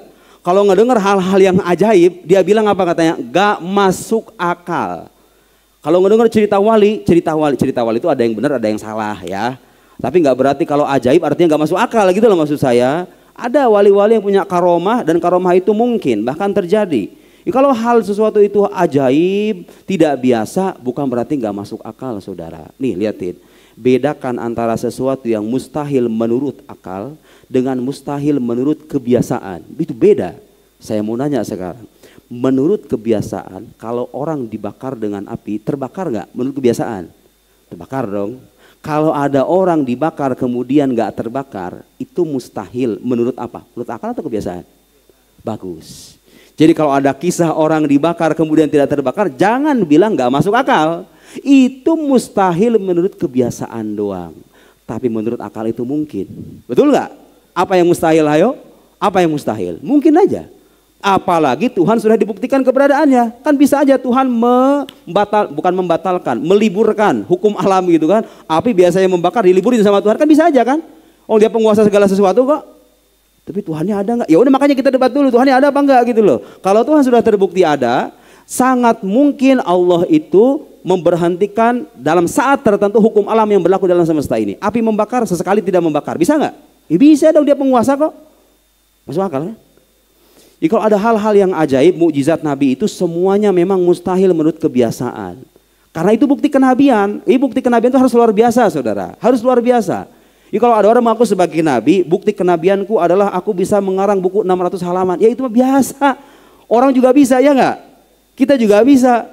Jadi kalau orang mengaku sebagai nabi, buktinya itu harus luar biasa, yang nggak biasa gitu loh. Biar kita yakin ini utusan Allah nih. Ya kan, logiknya begitu kan? Kan Nabi datang dengan pengakuan yang luar biasa nih, aku utusan Allah. Ya berarti buktinya harus luar biasa dong. Ya iya kan, itu namanya mukjizat. Jadi mukjizat itu sesuatu yang luar biasa, terlahir pada diri orang yang mengaku sebagai nabi, disertai dengan tantangan, dan tantangan itu tidak bisa dipenuhi oleh lawan. Itu namanya mukjizat. Mana mukjizat? Banyak. Yang tadi kita sebut tuh mukjizat indrawi, itu ada. Kenapa ada? Dikabarkan oleh Al-Quran, sumbernya terpercaya, terbukti keilahiannya. Dikabarkan secara mutawatir juga diantaranya. Kita percaya itu, ada landasan ilmiahnya gitu loh maksud saya. Bukannya sebatas percaya doang, ada landasan riwayatnya. Pengajian riwayatnya pun ada jelas. Ini riwayat sahih, dhaif, yang dhaif itu ditolak. Itu ulama biasa mengkaji seperti itu. Jadi semua yang Anda imani itu sebagian adalah turunan dari pengakuan Anda akan kenabian Nabi Muhammad. Kalau Nabi Muhammad mengatakan begitu, ya udah pasti benar, kan utusan Allah. Emang utusan Allah benar? Makanya ayo kita debat dulu, utusan Allah apa enggak ini. Kalau sudah terbukti sebagai utusan Allah, Al-Quran semuanya benar. Yang dikatakan Nabi kalau terbukti sahih benar. Semuanya dikatakan benar kalau Nabi mengabarkan kabar tertentu.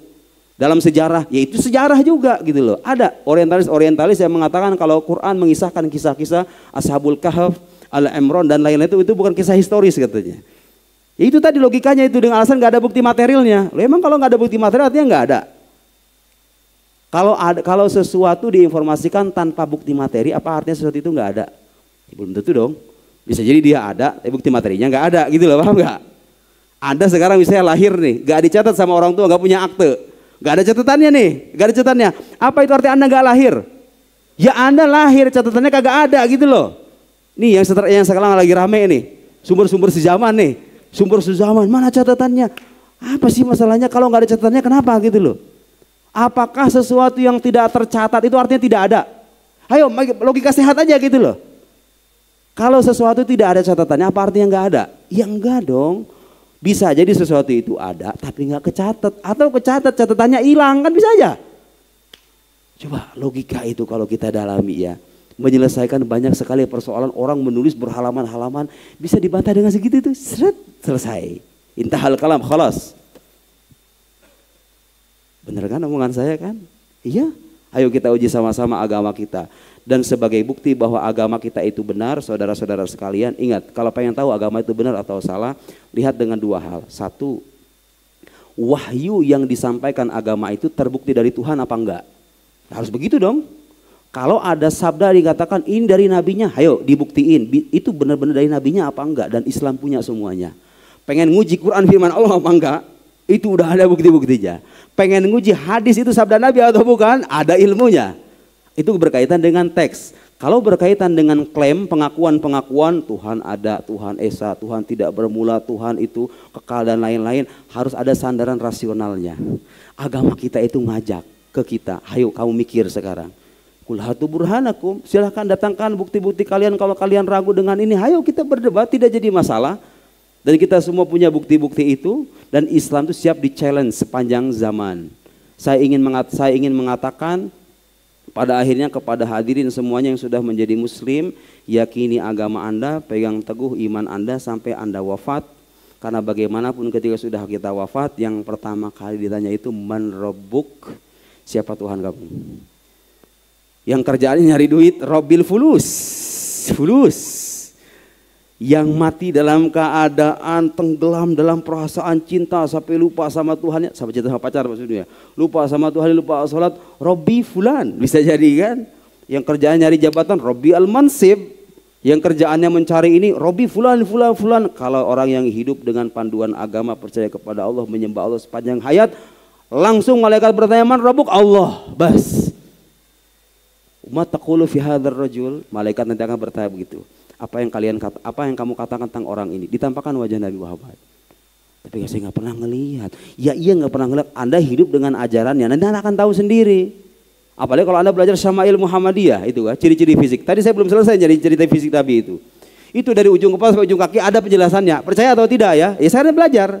Dan banyak orang Islam sana belajar. Kitab Syama'il Muhammadiyah. Lengkap semuanya. Nabi jalan, Nabi makan, Nabi bergaul dengan istri, Nabi bersahabat. Semuanya ada penjelasannya. Dan gak ada agama kayak begitu selain agama kita. Tokoh agamanya dijelaskan sedemikian detail. Mau ragu apa lagi Anda itu? Mau ragu apa lagi? Hah? Ngajak otak sehat, akal sehat diajak bicara. Mau bicara menguji kelayakan wahyu bisa dibuktikan. Semuanya ada bukti-buktinya. Jadi pegang teguh iqamah sampai akhir hayat. Karena pertanyaan kedua apa? Mataqul fi hadzal rajul? Kalau Anda mengakui kenabiannya, mengikuti syariatnya Muhammad alaihissalatu wassalam. Selesai sudah. Baru nanti kita bangun dari kubur. Yang pertama kali dibangkitkan itu siapa? Awwalu man tanshaqqu anhul ard. Orang yang pertama dibangkitkan dalam kuburnya di alam mahsyar nanti, di alam akhirat nanti. Itu episode pertama tuh. Episode pertama hari kiamat orang dibangkitkan. Yang pertama kali dibangkitkan itu siapa? Nabi Muhammad SAW. Harus tahu itu. Nabi Muhammad yang pertama kali dibangkitkan. Tahu nggak? Iya. Saya menyampaikan hal-hal yang dulu saya sendiri nggak tahu, tapi saya diajarkan sama guru saya. Guru saya orang alim dan saya percaya dengan keilmuannya. Kata beliau, nanti di akhirat itu saudara, kalau kita udah dibangkitkan, kita akan dibangkitkan dengan nabi kita masing-masing. Itu ada riwayat yang menyebutkan nanti itu manusia berbondong-bondong nyari pertolongan. Tahu kan? Datang ke Nabi Adam, datang kepada Nabi Nuh, datang kepada Ibrahim, datang ke nabi yang lain, ke Nabi Isa, datang ke Nabi Musa, datang ke nabi yang lain. Tahu nggak, yang keliling-keliling nyari bantuan itu bukan umatnya Nabi Muhammad, umat Nabi terdahulu. Umatnya Nabi Muhammad bangkit dari alam kubur, tahu alamatnya. Ini Nabi kita semuanya. Berkumpul di haudin Nabi alaihissalam, dikasih minum dari dengan tangannya Nabi. La nadma'u ba'dahu abada. Kalau kita minum, kita nggak akan haus selama-lamanya. Sebelum menyeberang Sirat, dikumpulin sama Nabi. Tahu Sirat? Jembatan yang membentang di atas neraka jahanam, yang kalau kita lewati kita bisa selamat masuk surga. Disitulah manusia diuji semuanya. Sebelum Sirat ada hisab. Ada hisab dan Nabi itu ada di samping kita. Nabi itu ada di samping umatnya ketika umatnya dihisab. Tapi kan umatnya banyak. Terus yang mana dulu ngantri dulu gitu maksudnya. Kalau misalnya Nabi gitu, nggak begitu. Yang hukum yang berlaku di sana hukum ruh. Ruh itu nggak terikat dengan waktu dan tempat. Beda dengan jasad. Jasad itu terikat dengan waktu dan tempat. Saya ke Bandung itu 4 jam. Tapi kalau ruh nggak begitu. Ruh itu tidak terikat dengan waktu dan tempat. Jadi kalau pengen ketemu Nabi Muhammad ada depan Anda nanti itu. Dia menemani kita. Dia menemani kita dalam sirot termasuk. Jadi waktu hisab bahkan ada saudara-saudara sekalian, syafaat Nabi itu berlaku bagi orang-orang yang sudah divonis masuk neraka, Nabi datang berikan syafaat gak jadi masuk neraka. Ada 5 macam syafaat Nabi itu. Bahkan yang masuk surga pun, Nabi bisa berikan syafaat naik level surga. Surga level 1, Nabi datang, kamu bukan di sini, kamu naik ke sana. Ada syafaat itu. Imam Nawawi yang mengatakan begitu, 5 macam syafaat Nabi. Saya tidak mengarang-arang ya, itu perkataan ulama. Ada lagi syafaat bagi orang yang belum dihisab, Nabi datang memberikan syafaat, ini orang gak usah dihisab, syafaat Nabi. Enak gak kira-kira itu? Di saat orang takut semuanya, genting semuanya, ini orang dipisahin sendiri, gak usah dihisab orang ini. Syafaat Nabi bisa membatalkan orang dari hisab karena sudah banyak mungkin kecintaannya yang mendalam, banyak membaca sholawat, banyak menggantungkan hatinya kepada Nabi. Nabi tahu dan kenal orang ini, selesai, orang ini bisa dihisab. Yang divonis masuk neraka bisa batal masuk neraka. Ada yang sudah masuk neraka, divonis masuk neraka, benar-benar masuk neraka. Jatah siksaannya sekian, Nabi memberikan syafaat di korting, di diskon siksaannya, bisa terjadi. Itu syafaat Nabi.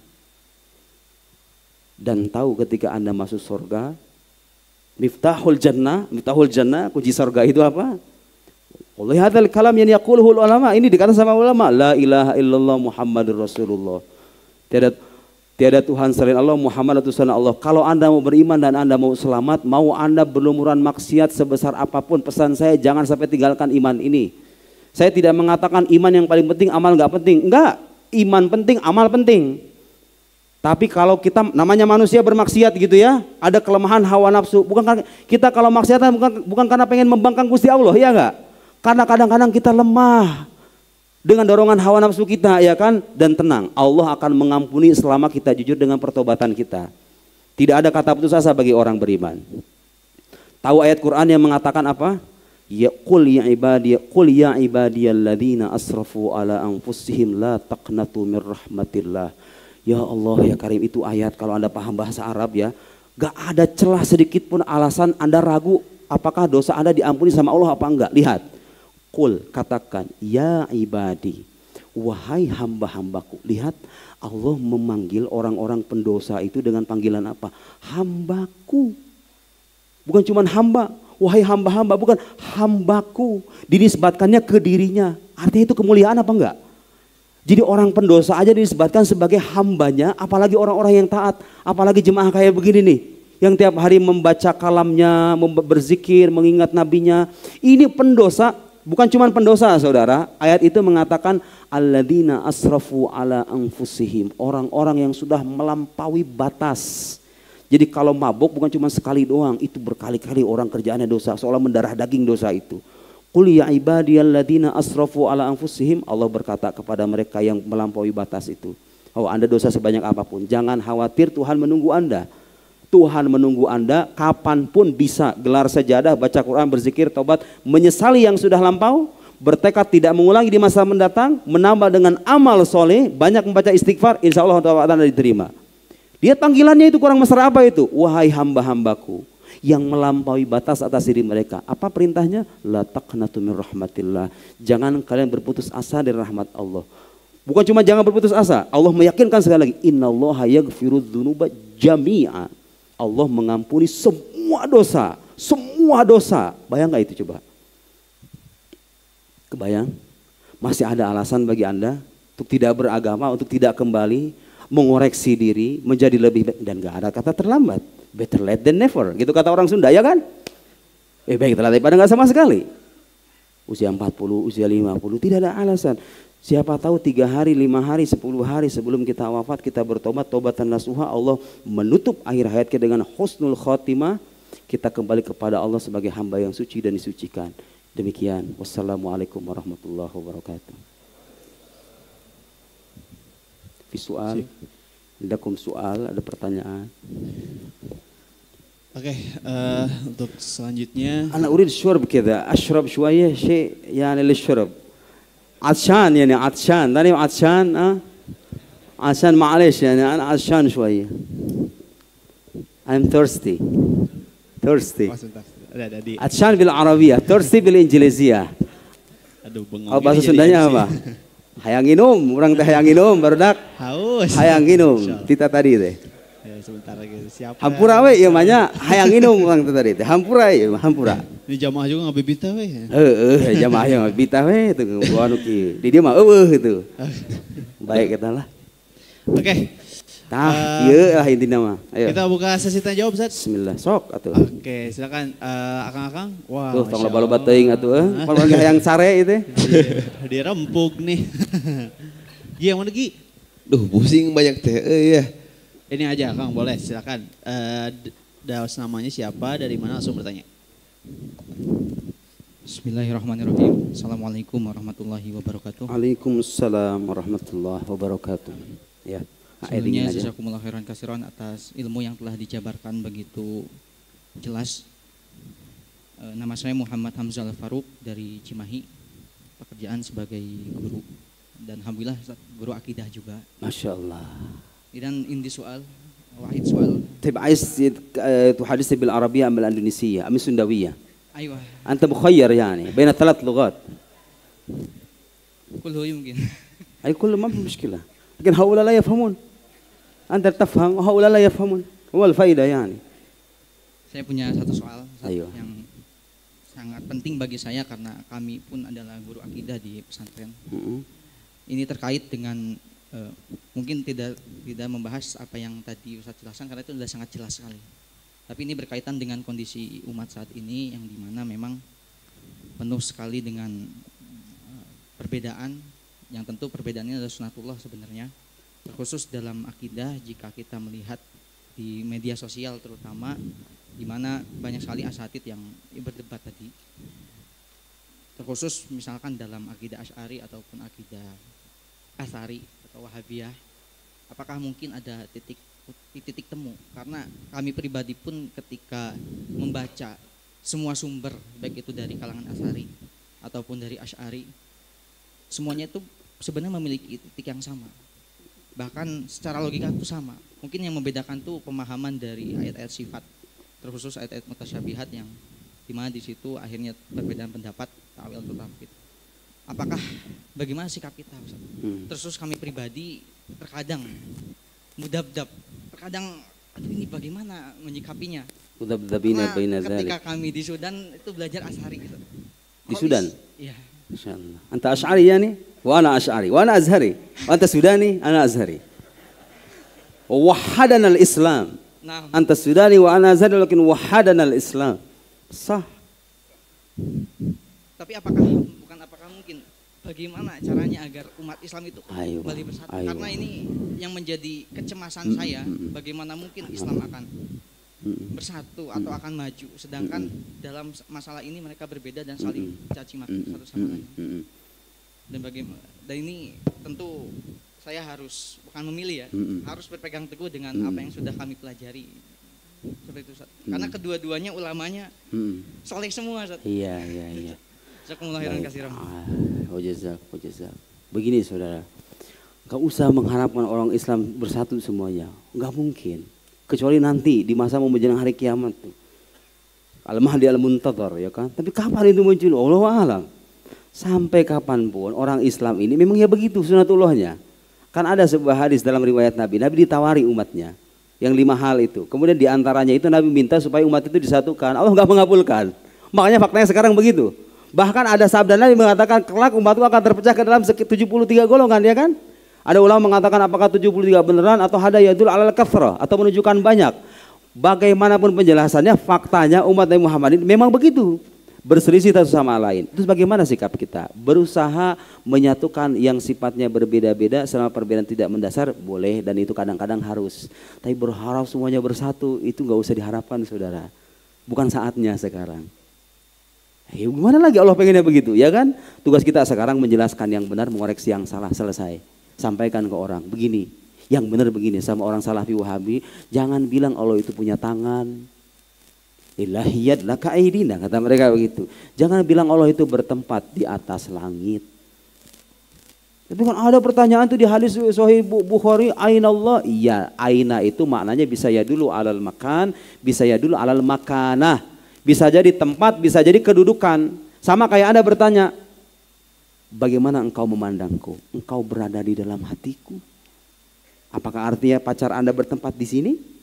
Kedudukan dia itu istimewa di sisi saya. Ya kan? Kalau ada pertanyaan aina Allah dalam hadis, makna itu bukan menanyakan tempat. Karena Allah tidak bertempat. Dan gak masuk akal coba Allah bertempat itu gimana ceritanya. Katanya Allah ada di langit. Terus sebelum ada langit Allah ada di mana? Ayo. Kan bingung dia akan jawab gimana. Masa sesuatu yang qadim yang tidak bermula ada pada sesuatu yang bermula pada langit? Mustahil. Secara akal mustahil. Masa ada sesuatu yang tidak memiliki permulaan bertempat pada sesuatu yang memiliki permulaan? Lah sebelum dia ada itu di mana itu? Ini salah saudara. Akidah yang mengatakan Allah bertempat di langit itu. Allah bertempat dalam arti duduk di atas arus kayak begini, kayak raja begini. Itu anak kecil kayak begitu. Pernah saya ditanya sama ada ibu-ibu bilang sama saya, Pak Ustadz gimana itu katanya, anak saya itu berharap-harap jadi Tuhan katanya. Pengen jadi Allah gara-gara nanya, Mama Allah itu adanya di mana? Di sana nak, Allah itu ada di ketinggian sana. Salah jawab, begini nunjuknya ke ketinggian sana. Ya sudah kalau gitu pengen jadi Allah saja. Salah jawaban. Kalau ditanya di mana Allah, jawabannya apa? Jawabannya menyalahkan pertanyaan itu. Di mana Allah? Allah tidak bertempat. Allah munazzah anil ainiyah. Aina Allah? Allah munazzah anil ainiyah. Allah di mana? Allahu munazzahun anil ainiyah wa la yataqayyad bizaman wa laysa bijauhar wa laysa bi'arad. Bisa enggak akidah yang mengatakan Allah tidak bertempat mencari titik temu dengan orang yang mengatakan Allah bertempat? Gak bisa, mau gimana pun. Tapi ada titik temu antara kita dengan mereka? Ada, percaya Allah itu ada. Ah, udah gitu aja. Allah itu ada. Allah Maha Esa, Allah Maha Esa. Allah berkuasa enggak? Berkuasa. Ada titik temu mah ada gitu ya. Tapi masalah-masalah beginian ini ya udah susah itu cari titik temunya. Mereka ngotot kayak begitu. Mau gimana lagi kan? Kita mengingatkan. Tapi kan ada yang katakan yadullahi fawqa aidihim. Yad itu maknanya tangan dan gak boleh bertakwil. Saudara, itu orang-orang yang mengatakan takwil sifat Allah itu bid'ah. Tahu nggak? Dosen saya di Al Azhar itu ngarang buku khusus, judulnya itu Ta'wilus Salaf li Sifatillah. Download di internet. Penakwilan kaum salaf terhadap sifat-sifat Allah. Jadi generasi salaf Ibn Abbas, Imam Tobari, Imam Bukhari, imam-imam besar itu mentakwil itu biasa, itu mazhab ahli sunnah juga. Ada mazhab takwil, ada mazhab tafwid. Jadi kalau nemu ayat-ayat di Quran yang seolah-olah menunjukkan Allah itu punya tangan, punya mata, wa yabqa wajhu rabbika dzul jalali wal ikram. Ibn Abbas dalam sebuah riwayat mengatakan wajah itu bukan wajah kayak begini tapi zat. Takwil bukan, takwil. Ibn Abbas, ada riwayatnya itu. Sehingga saya Ibnu Abbas atau mungkin sahabat siapa nanti dicek di kitab hadis. Yang jelas ada sahabat mengatakan wajah itu adalah arti zat, maujud hadza fi kutubit turath. Ada gitu ya. Mereka pengen bukan zat, enggak mau mentakwil karena itu bukan mazhab salafus saleh. Kata siapa? Anda belajar di mana? Saya belajar akidah dan tahu itu.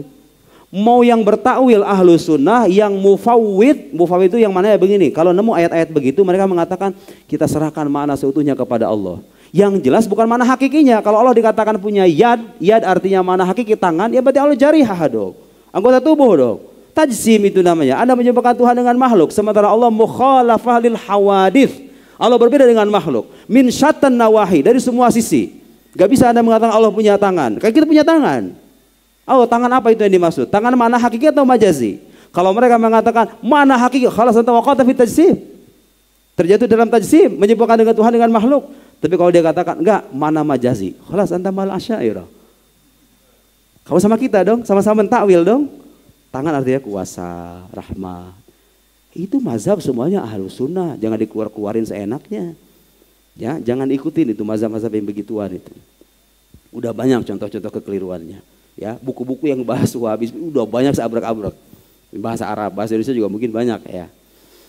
Walhasil begitu, ada titik temu ada menyangkut usul. Yang menyangkut ba'dul mushkilatil aqaidiyah, masalah-masalah akidah itu enggak ada titik temunya. Ya udah mereka salah dan kita bisa membuktikan kesalahannya, ini yang benar begini. Selesai. Sampaikan yang benar, koreksi yang salah, tugas Anda selesai. Bukan tugas Anda menyatukan semua orang Islam semuanya satu terus. Bukan, Anda bukan Imam Mahdi. Nabi juga bukan. Wali juga bukan. Siapa Anda? Saya hanya seorang guru, tugas saya menjelaskan, selesai. Guru yang sungguhan ya. Jangan ketawa, udah biasa aja. Ayo cerita. Ada lagi? Visual akhar. Ya, siap. Boleh. Sebentar. Ya. Udah dijelaskan Kang, jelas tadi jawabannya. Alhamdulillah. Nanti editor yang bagian bahasa Arabnya translate sendiri aja ya, belajar bahasa Arab dulu. Gitu. Oke, kita ke daerah tengah dulu. Kayaknya di Perempuan. Boleh perempuan dulu. Tuh. Ahwat dulu, itu satu. Yang kiri. Sebentar ya, Ustaz. OTW dulu, Ustaz. Kumaha. Mana itu? Oh, OTW. Sok atuh. Silakan Teteh diperkenalkan nama, dari mana, langsung bertanya. Bismillahirrahmanirrahim. Ustaz, nama saya Kani Ramawinata. Saya dari ujung Bandung ya, dari Ciberuk. Oke Ustaz, sebenarnya saya mau curhat ya Ustaz ya. Aduh. Awe mah curhat we pagawean teh. Teu di pangajian, teu di imah curhat we si Neng mah Neng. Ka suami atuh curhat atuh ka urang. 2 menit Ustaz, 2 menit. Oh 2 menit. Aduh lila teuing 2 menit mah. 1 menit Ustaz. Oh sok atuh 1 menit malah sok ayo. Paeh geuning ada curhat lagi paeh geuning teu kumaha teh? Pak Ustaz biar mak syahdu. Oke. Oh, Jadi ya dulu waktu di pesantren saya punya ada di fase kegelisahan yang luar biasa gitu ya Ustaz ya. Saya juga pernah ada di fase kayak mempertanyakan tentang kebenaran Tuhan yang saya sembah, kebenaran Islam yang saya anut gitu Ustaz. Nah, ketika itu saya juga mencoba untuk mempertanyakan hal ini gitu, keadaan ini ke murabi saya, ustadz saya dan sebagainya. Dan ketika itu sedihnya Ustaz, saya itu dianggap kurang berzikir katanya Ustaz, kurang ibadah. Ya, dan bisikan-bisikan itu, pertanyaan-pertanyaan itu dalam diri saya, itu tuh dikatakan kayak itu cuman bisikan setan doang yang mencoba menjerumuskan kamu dalam keraguan gitu. Dan ya, menurut saya yang Ustadz sampaikan, jika orang yang iman itu taklid gitu ya, itu keimanan tidak dianggap sah, kalaupun sah dia berdosa besar gitu. Kalau memang kalau memang diadakan satu survei gitu Ustadz, yang memang benar-benar diadakan secara real, berapa persen sih Ustadz dari baraya-baraya kita gitu, yang bisa membuktikan kebenarannya, yang bisa menjawab hal itu. Iya. Dan ini kan miris ya Ustadz ya, ini kalau bisa bilang PR ya PR gitu untuk pendidikan Islam kita gitu. Mungkin pertanyaannya adalah, ini juga menjadi keresahan saya, gimana sih Ustadz solusi konkretnya biar generasi-generasi muslim itu udah selesai sama hal yang seperti itu, dan bahkan jauh lebih daripada itu mereka bisa menjawab tantangan siapapun yang mencoba mempertanyakan kebenaran Islam ataupun kebenaran Tuhan Ustadz. Jazakallah. Bagus, saya jawab ya. 1. Yang saya sampaikan tadi, pendapat-pendapat ulama yang mengatakan mukallid itu imannya tidak sah, itu sebagian ulama. Ada ulama di luar, Imam Ghazali termaksud, memandang sah imannya mukallid. Cuman kan zaman sekarang, saudara-saudara, zaman sekarang nih, zaman internet kayak sekarang, masa Anda bertaklid, nanti kalau ada yang meragukan gimana dong? Kullu man qallada fit tauhid imanuhu la yakhlu min tardid. Kata Imam Al-Laqani, orang yang bertaklid dalam tauhid itu imannya enggak lepas dari keraguan-raguan. Itu patut diwaspadai iman orang bertaklid itu. Nanti kalau baca TikTok, kalau ngelihat TikTok ada orang meragukan, kan tiba-tiba Anda kemudian ragu. Itu kan hal yang paling mahal dalam hidup Anda. Memang ada ulama yang mandang sah imannya mukallid dengan syarat jazman. Memastikan dengan pasti 100% saya percaya Allah ada Muhammad Nabi 100%. Ikut nggak apa-apa, tapi harus 100% yakinnya. Masalahnya orang zaman sekarang ini kadang-kadang mau begitu susah loh. Harus tahu dulu kan. Jadi saya nggak menafikan ada ulama yang mandang sah, dan memang sekarang kalau kita lihat orang muslim kebanyakan rata-rata bertaklid. Makanya kita harus mewanti-wanti dengan menyertakan pendapat-pendapat seperti tadi. Supaya Anda itu imannya nggak dipertanyakan atau tidak diwaspadai gitu loh. Tidak layak diragukan. Supaya Anda imannya mantap, maka harus belajar. Tapi kalau dibilang sah apa enggak imannya mukallid? Ulama ada mengatakan sah. Saya nggak menafikan itu, Imam Ghazali termasuk, asalkan meyakini 100%. Oke, jelas, itu jelas ya. Tapi ingat konteks kita sekarang beda dengan zaman dulu. Orang dulu nggak megang internet Pak. Sekarang mah Facebook, Instagram, TikTok, itu orang tuh sampah semua, kotoran-kotoran tuh ada numpuk di situ semua ya kan? Ya, kita bersihin dong. Kita bikin filter supaya kalau ada orang saudara nih, saya pengalaman pribadi nih. Saya dulu belum pernah belajar ilmu kayak gini nih, ilmu logika ini. Saya dulu kalau baca orang-orang liberal, orang-orang ateis itu kadang-kadang saya tahu ini masalah nih. Tapi saya nggak tahu gimana cara jawabnya. Jadi dulu saya kayak begitu tuh.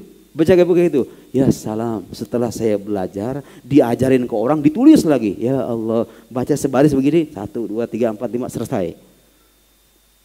Itulah gunanya belajar ilmu logika itu. Belajar ilmu akidah itu begitu.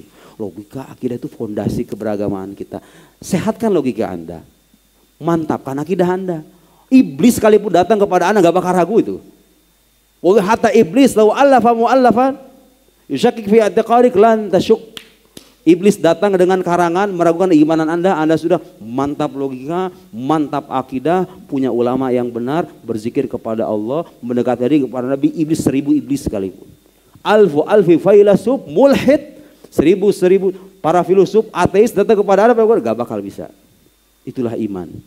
Kalau sudah masuk ke dalam relung-relung sanubari, dia gak akan lepas. Orang tuh saudara, kalau sudah mencintai sesuatu, gak akan bisa lepas dari sesuatu yang dia cintai, benar gak? Makanya kata guru saya, kalau pengen terlepas dari kekufuran, kalau pengen terhindar dari kekufuran, caranya apa?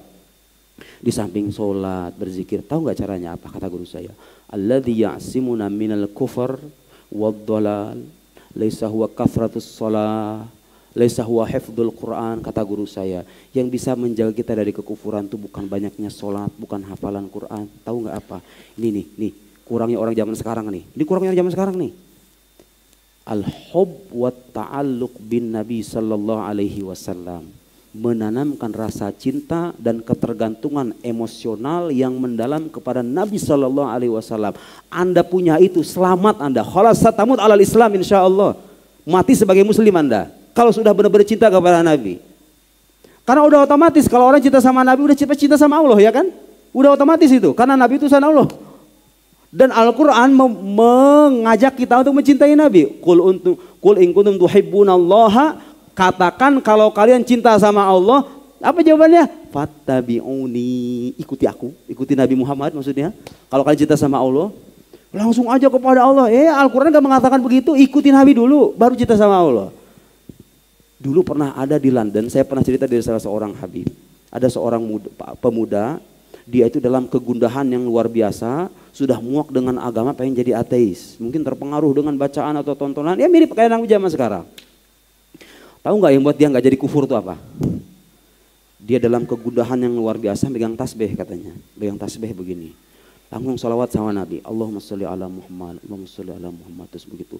Muncul di kepalanya pikiran begini, Nabi Muhammad tuh gak mungkin bohong loh. Dia kan orang jujur. Masa saya dustakan agamanya? Kayak itu loh. Sesederhana itu loh. Rasa cinta mengembalikan Anda kepada keimanan, menjauhkan Anda dari kekufuran. Ya iya juga ya. Masa iya kita dustakan Nabi sejujur itu? Akhlaknya kayak begitu. Kecintaannya kepada Nabi menghalangi dia dari kekufuran. Gak jadi ateis orang itu. Langsung kembali beriman.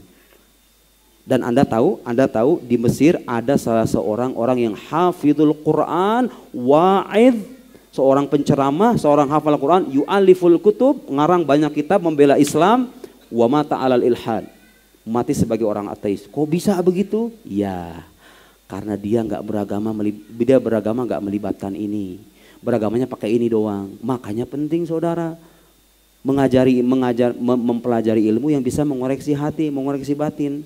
Lihat, Allah nyuruh kita sholat berapa kali? 5 kali. Makan kita bisa sekali sehari, ya kan? Sebagai bukti kebutuhan rohani kita itu jauh lebih banyak ketimbang kebutuhan jasadi. Anda nggak bisa nggak makan seharian. Tapi urusan rohani Allah nyuruh 5 kali. Sebagai bukti bahwa rohani Anda itu perlu makan lebih banyak. Makanan rohani yaitu sholat, berzikir, sholawat kepada Nabi dan seterusnya. Itu yang kadang orang yang kurang dari orang zaman sekarang, nggak mencintai nabinya. Tahu Nabi Muhammad sudah wafat, selesai saja. Ya kan? Nah, saya diajarin sama guru saya, nggak begitu. Orang Islam itu senantiasa terikat dengan nabinya. Nabi Muhammad itu masih ada dengan rohaninya, dengan ruhnya. Mau bicara dalil, majelis tersendiri itu. Pembuktian kalau roh Nabi Muhammad itu masih ada. Dan memang roh manusia itu begitu. Ingat ya, Anda ketika meninggal roh Anda itu nggak mati loh. Tahu nggak itu nggak? Ketika Anda meninggal roh Anda itu ada, berpindah alam. Yang hilang itu apa? Tulang belulang Anda, jasad Anda. Roh Anda itu ada. Dan ayat Quran mengatakan walah tahsabannal ladzina qutilu fisabilillahi amwata. Jangan kalian mengira orang-orang yang wafat di jalan Allah itu mati. Nih, orang-orang yang syahid itu jangan bilang mati. Bal ahya, mereka itu hidup. Itu orang muslim yang syahid dibilang hidup sama Quran. Bagaimana dengan imam syuhada, imamnya orang-orang yang mati syahid, imamnya para nabi. Masa dikatakan mati? Orang yang mati syahid disebut hidup dalam Quran. Masa Anda menyebut nabi yang menjadi imamnya mereka dikatakan mati? Nabi itu hidup dengan rohnya, bukan dengan jasadnya. Kalau kita salam, malaikat datang, fulan ibn fulan ya Rasulullah yusolli alaik. Malaikat mengatakan, makanya kalau kita sudah terkoneksi dengan Nabi, udah yang begituan itu udah otomatis. Udah terhindar dengan sendirinya, nggak suka aja pokoknya bawaannya kalau yang begituan. Itu begitu saudara. Kalau orang batinnya sudah terikat dengan Nabi Muhammad, Anda lihat itu, aliran-aliran yang menyimpang itu rata-rata mengajarkan hal-hal yang bertolak belakang dengan rasa cinta kita kepada Nabi. Maulid dibidahin, bener nggak? Itu kan? Gak boleh ziarah, kadang-kadang dilarang ziarah. Ziarahnya gak boleh lama-lama katanya. Ya kan? Menghindarkan kita dari rasa cinta, ingin memutus. Lihat orang-orang riblar, orang-orang sekuler itu. Yang dikutip bukan qala Rasulullah. Yang dikutip apa? Fred Donner, Patricia Crown, Richard Dawkins, Sam Harris, seorang merasa keren dengan kutipan-kutipan itu. Bukan qala Nabi Sallallahu Alaihi Wasallam. Hampir semua aliran yang menyimpang itu rata-rata gak punya ikatan emosional dengan Nabi Muhammad Sallallahu Alaihi Wasallam. Tahu aliran dalam Islam yang punya rasa cinta, yang mengajarkan rasa cinta mendalam kepada Nabi itu siapa? Para wali. Para wali itulah, para ahli tasawuf. Orang-orang, tasawufnya aja dibidahin sama mereka bahkan. Padahal tasawuf itu gunanya membersihkan hati. Justru ini yang paling penting dibersihin, bukan cuma ibadah zikir dong, jidat aja hitam gitu kan. Jidat Anda hitam, hati Anda ikutan hitam. Yang benar gak jadi masalah jidat warnanya kayak apa, yang penting ininya nih. Begitu ya, beragama itu semuanya penting. Ibadah lahiriah penting, tapi yang tidak kalah penting adalah ini. Bagaimana kita merasa cinta kepada Allah. Kalau ibadah, kata guru saya begini ya saudara, dzarrah minal hub ta'dil jibal minal a'mal. Setetes rasa cinta, Anda ibadah sholat nih, tapi dengan rasa cinta kepada Allah dan Rasulnya, setetes cinta itu bisa menandingi segunung amalan soleh. Setetes cinta. Jadi kalau Anda beramal dengan amalan biasa doang, gak ada spirit cintanya, kata guru saya, setetes cinta itu bisa mengalahkan itu semua. Dan itulah yang menjadi alasan kenapa orang zaman sekarang gak merasakan sesuatu dari agama. Agama sesuatu gak penting bagi mereka. Ya karena mereka melibatkan ini. Hanya beragama bahkan dijadikan hiburan doang. Kalau nyari ustadz yang penting lucu doang, bener gak? Iya zaman sekarang kan begitu. Gak penting belajarnya di mana, gak penting track record-nya kayak gimana, kontribusinya, gurunya siapa, gak penting. Yang penting lucu, menghibur saya suka, selesai. Dia ustadz saya. Gak bisa begitu dong. Agama itu bermanfaat untuk bukan cuma sekarang doang, sampai Anda mati dibawa. Saya sering bilang kalau kita mencari ustadz dalam agama, kalau bisa lebih jauh teliti ketimbang Anda mencari dokter. Dokter ngobatin fisik, kita teliti minta ampun kan, cari yang gelarnya banyak. Sekolahnya di mana? Dokternya Siloam apa bukan gitu kan? Kalau Siloam udahlah percaya ya kan? Karena mahal. Masa nyari ustadz yang berguna mengobati penyakit hati Anda, dokter penyakit fisik. Ustadz guru agama mengobati penyakit hati, mengajar Anda cinta kepada Allah, cinta kepada Rasulnya. Masa yang sembarangan? Udah gitu digajinya kecil lagi, ya kan guru itu kan? Coba itu orang zaman sekarang itu. Giliran dokter gajinya itu banyak. Dari dengar-dengar saya dengar dokter juga gajinya kecil katanya sekarang ya kan? Wallahu alam lah itu. Tapi yang jelas kalau dibanding-bandingin gitu, harus kita terbalik cara beragama itu. Orang yang menuntun orang kepada jalan Allah kadang diabaikan, kadang tidak diberikan haknya sebagaimana semestinya. Giliran orang-orang yang naik panggung sebagai yang pamer-pamer kekayaan begitu, diundang, dikasih tempat dan ya wajar saja. Hasilnya begitu. Cara beragama kita terbalik, hasilnya juga terbalik. Coba kalau cara beragama kita benar, ikuti nabinya, tanam rasa cinta kepada Allah, tanam cinta kepada Rasulnya, selesai. Satamut alal Islam. Idza kunta muhibban lin nabi, satamut alal Islam insyaallah. Soal akhir, saya nggak tahu sampai jam berapa ya nih saudara. Baraya? Oh, sampai jam 9. Sampai jam 9. 9, Masya Allah, nggak apa-apa lah. Okay. Mumpung di Bandung. Sampai subuh juga boleh sih Ustaz. Oh sok we. Asalnya kadaharan we. Oke, sekarang coba yang Akang area tengah lagi. Tengah, coba yang itu aja deh yang langsung. Kok seru ya? Saya ngerasa kok seru ya. Alhamdulillah. Berarti baru pertama Ustaz ke relatif Ustaz. Ya mudah-mudahan suatu saat nanti ya. Nah itu dia Ustaz. Mau hidayah, nah itu. Silakan. Bismillahirrahmanirrahim. Assalamualaikum warahmatullahi wabarakatuh. Ustaz, perkenalkan nama saya Doni. Ada sedikit pertanyaan berkaitan tentang Allah dan akal lah kayak gitu. Jadi dulu waktu zaman saya SMA itu pernah ada pertanyaan tentang Allah yang mungkin kalau kasarnya mah kayak naonan sih nanya juga gitu lah ibaratkan kayak gitu. Tapi saya lupa pertanyaannya apa, cuma waktu saya nanyain pertanyaan itu dijawab dengan, Don kamu gak boleh nanya kayak gitu, itu pertanyaannya pidosain. Merah. Lanjut. Jadi katanya nggak boleh nanya kayak gitu karena nanya kayak gitu jadi dosa gitu, jadi menghilangkan keimanan kita terhadap Allah lah gitu. Cuma setelah kesini belajar, saya pribadi ngerasa kayaknya justru pertanyaan itu harus terjawab terlepas ada jawabannya atau enggak gitu. Karena rasa penasaran ini justru yang jadi kayak hambatan lah kayak gitu. Terus mungkin jadi pertanyaan itu adalah, apakah ada sesuatu berkaitan tentang agama yang ranahnya bab akal yang kita tuh dilarang untuk mempertanyakannya gitu. Mungkin kalau kayak contoh, saya lupa pertanyaan ini atau bukan, misalkan kenapa sih Allah tuh nggak kelihatan, nggak ada wujudnya. Nah, mungkin salah satunya kayak gitu. Itu jawab satu, terima kasih. Jadi begini saudara, ini menarik, saya baru ingat. Memang ada hal-hal dalam agama kita itu yang hakikatnya nggak bisa dijelaskan oleh akal. Saya bilang hakikatnya ya, dia masuk akal. Dia masuk akal, cuman akal kita kadang-kadang gak bisa menjelaskan hakikatnya dengan keterbatasannya. Tapi jangan bilang gak masuk akal. Contoh, saya beri contoh, malaikat. Hayo jelasin akal Anda menjelaskan malaikat itu apa? Kalau gak ada wahyu. Malaikat itu kayak gimana? Gak tahu akal kita itu. Tapi menurut akal mungkin gak malaikat itu ada? Ya mungkin aja, apa yang mustahil? Allah mengutus makhluk-makhluknya sebagai dengan tugas-tugas tertentu. Ada yang memberi rezeki, ada yang menghidupkan, ada yang mematikan. Apa yang mustahil? Itu masuk akal, tapi hakikatnya gak bisa dijelaskan oleh akal. Ada gak dalam agama? Ada. Yang ingin saya katakan adalah dalam Islam tidak ada ajaran yang bertentangan dengan hukum akal. Walau wahid, satu pun gak ada. Semua akidah ketuhanan, kenabian, hal gak ada yang bertentangan dengan hukum akal. Hukum akal itu apa? Hukum non kontradiksi, hukum identitas. Gak ada itu. Tahu gak hukum kontradiksi itu kayak gimana? Contoh misalnya, masuk akal gak kalau saya bilang saya ini duduk tapi tidak duduk? Mikir heula mana makanya. Ya gampang nih. Masuk akal nggak dibilang ini air, ini bukan air. Ya nggak masuk akal lah, ya kan? Itu namanya hukum non kontradiksi begitu. Semua yang bernasihat bilang kayak gitu. Masuk akal nggak kalau fulan itu pacar saya, dia juga bukan pacar saya? Ya kagak mustahil kan? Salah satunya harus ada yang benar kan? Kalau dia pacar saya, berarti pernyataan yang mengatakan dia bukan pacar saya itu salah, ya enggak? Kalau dia bukan pacar saya, berarti yang mengatakan dia pacar saya itu salah. Itu hukum kontradiksi. Dalam Islam itu saudara, enggak ada akidah yang bertentangan dengan hukum akal, itu enggak ada. Yang ada adalah hal-hal yang kadang-kadang tidak bisa dijelaskan hakikatnya oleh akal, tapi dia dimungkinkan keberadaan oleh akal. Makanya masuk akal. Termasuk Allah Subhanahu wa taala, bisa enggak jelaskan hakikatnya? Allah bisa nggak jelaskan hakikatnya? Nggak bisa. Kenapa? Karena kalau hakikat Allah dijelaskan, terbatas dong. Ya nggak? Sementara Allah tidak terbatas. Makhluk yang terbatas, masa sang kholik terbatas juga?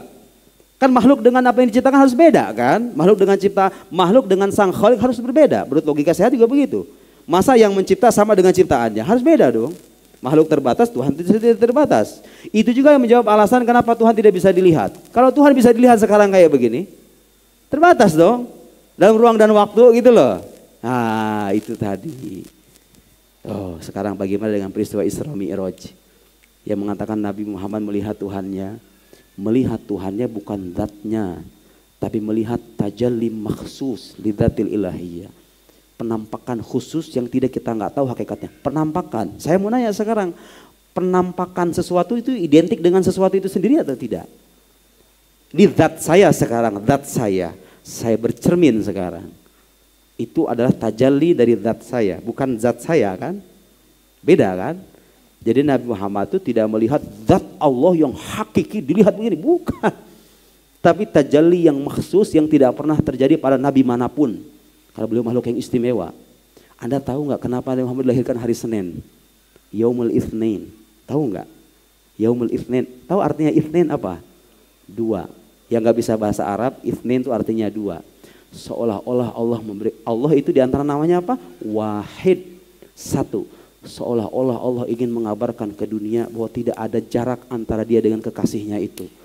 Allah satu, kekasihnya itu nomor dua, dilahirkan hari Senin.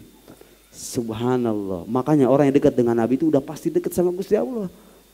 Sebaliknya orang yang jauh sama Nabi itu jauh dari Tuhannya. Biasanya begitu. Kenyataannya begitu. Ada orang-orang yang mati dengan kekufuran gara-gara gak mencintai Nabinya. Tapi saya belum pernah menjumpai ada seorang yang muhiblin Nabi, mencintai Nabi, wafat dengan dan mustahil menurut akal itu. Masa orang sudah cinta dengan sesuatu, dia tinggalkan sesuatu yang dia cintai itu. Anda punya pacar nih, cinta setengah mati, ditinggalin nggak? Berbagai macam cara orang tuanya kalau bisa dipelet sekalian dia kan. Ya kan kalau kita udah cinta kayak begitu. Agama juga begitu saudara. Kalau sudah kita cintai nggak akan lepas. Cintai Nabi kita, cintai agamanya, cintai orang-orang yang mencintainya. Allahumma rzuqni hubbak wa hubba man yuhibbuk wa hubba kulli amalin qarribun ila hubbik. Diajarkan kita doa kayak begitu. Baru kita akan dengan sendirinya kita akan mencintai Allah dan Rasulnya. Ada cerita saudara di Mesir itu ini kisah nyata nih, saya nggak ngarang-ngarang. Di Mesir itu ada seorang security. Saya waktu kuliah tingkat 3 di Al-Azhar itu ada punya teman orang Mesir penjaga toko buku. Namanya Abdullah. Sampai sekarang itu orangnya masih ada, masih dekat sama saya. Suka komunikasi. Kalau pergi ke toko, saya suka minta diskon sebagai orang Indonesia ya, minta diskon. Dia suka ngasih. Waktu itu dia ngasih buku ke saya. Ya Muhammad, khud hadal kitab. Hadal kitab ya Abdullah, khud, khalas iqra katanya. Udah baca aja, ambil sono. Saya bawa aja, tipis segini nih kitabnya itu, segini. Judulnya itu Anwarul Haq fi Shalah ala Sayyidil Khalq, ada di internet. Saya ambil ke rumah, dibaca di kamar, saya baca. Ya Allah, itu pengalaman rohani seorang security, dulunya seorang security. Seorang security nggak punya pekerjaan apa-apa. Dia kan jaga sebuah pos gitu kira-kira. Kan kalau jaga malam nggak ngapa-ngapain tuh. Daripada nganggur kata, ya saya sholawat aja yang banyak. Allahumma sholli ala sayyidina Muhammad, Allahumma sholli ala sayyidina Muhammad. Kadang-kadang katanya dalam semalam itu berapa? 10.000, 14.000 sholawatnya itu. Ya Allah ya Karim. Itu dia kisahkan tuh kisahnya. Tahu yang dia alami apa ketika banyak baca sholawat? Bukannya musyrik, bukannya musyrik. Yang ada semakin dekat dengan Tuhannya. Tahu nggak apa yang dialami oleh orang itu? Dia bertemu dengan Nabi Sallallahu Alaihi Wasallam. Nabi mencium keningnya. Laqad raditu anka ya fulan. Aku sudah ridho kepadamu wahai fulan. Allah berikan ilham kepada orang ini menulis kitab sholawat. Padahal dia nggak pernah belajar di fakultas bahasa Arab dimanapun.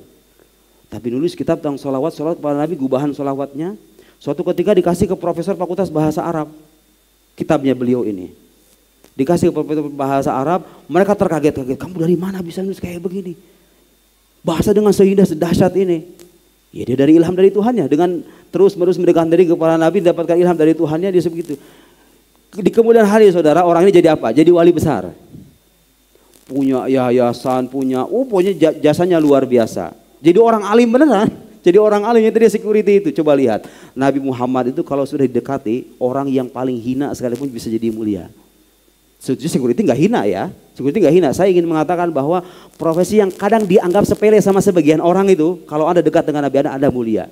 Dan ada wali-wali yang kayak begitu, yang nggak kelihatan. Guru saya itu pernah bilang, saya pernah melihat ada orang soleh katanya. Saya meyakini betul dia seorang wali, tapi dia seorang security, penjaga bawab, penjaga apartemen. Tahu bagaimana mengetahui seorang wali itu? Dia punya kecintaan mendalam kepada nabinya, kecintaan mendalam kepada Allahnya, kepada Tuhannya.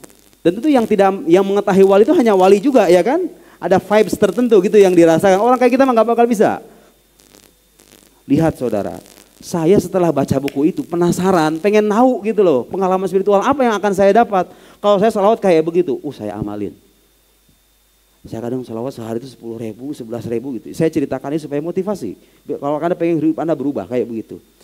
Tahu apa yang saya rasakan? Pengalaman saya spiritual saya, sholawat, nyuci piring, sholawat. Mau pergi ke kuliah 1 jam di bis kan, pulang balik 2 jam lumayan. Bisa 2.000, bisa 4.000 begitu kan. Pulang dari sana sholawat lagi, baca buku sambil sholawat begitu. Allah sampai 11.000. Ya Allah, yang saya rasakan itu apa? Dunia ini seolah rasanya kecil, tidak ada beban, kecil semuanya, gak ada beban hidup sama sekali. Rasanya sejuk dan tenang batin itu. Rasanya kalau mau ibadah itu rasanya enteng. Kalau maksiat rasanya susah. Kalau kita kebalikannya kan, ibadah susah, maksiat gampang, benar gak? Karena iman kita lemah. Orang kalau imannya kuat begitu, ibadah enteng, mau maksiat susah. Seolah-olah kalau kita bingung, itu kayak ada bisikan. Udah kamu jangan pilih ini, pilih yang itu aja. Jadi punya gayat dalam hidup. Karena Nabi itu masih ada. Nabi itu membimbing umatnya yang mau dibimbing. Ya, dengan apa? Dengan rohnya. Roh Nabi itu tidak terikat dengan waktu dan tempat. Ada umat Nabi di Australia, ada di Inggris, ada di Indonesia. Semuanya umat Nabi dibimbing kalau Anda dekat dengan Nabi Anda. Itu yang saya rasakan. Setelah itu baru saya ketemu sama seorang guru. Dulu saya pengen tahu guru yang kira-kira layak saya jadikan pegangan gitu. Kalau saya lagi bingung, subhanallah, saya minta sama Allah ditujukan kepada saya guru yang benar-benar bisa saya jadikan pedoman dalam hidup saya. Dalam suatu malam saya bermimpi ketemu orang itu. Dalam mimpi itu kemudian beliau menggunakan baju putih. Kemudian beliau membacakan sebuah kitab. Saya duduk di hadapan beliau membacakan kitab itu. Gurunya itu namanya Syekh Yusri Jabar, ulama besar di Al-Azhar. Anda pikir sebagian Anda tahu. Subhanallah, di hari Jumat tanpa saya rencanakan, waktu itu saya kok bisa pas pakai baju putih. Selesai sholat asar, beliau selesai sholat baca wiridan, Maulana urid an ubayat. Saya ingin membaiat Anda sebagai Syekhut Tariqah gitu ya. Bayat Anda. Kemudian kata beliau itu apa? Khudh hadza kitabul aurat. Dikasih buku wiridan, buku wiridan tarekat beliau itu, ini katanya amalin ini. Wallahi fiha kullul asrar. Di dalam kitab ini ada sekian banyak rahasia-rahasia, kamu amalin aja. Persis seperti mimpi yang saya dapat gara-gara saya banyak baca salawat sama Nabi. Hidup saya terbimbing. Hati saya tenang, sejuk, melihat masalah itu semuanya kecil sekecil-kecilnya. Gak ada kayak gak meaningless dunia itu kayaknya. Susah digambarkan kalau perasaan itu kan.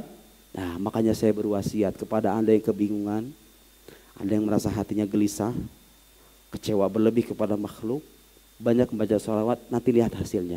Gak usah omongin ke saya, rasain aja. Orang yang hatinya dekat dengan Nabi pasti akan dekat dengan Allah.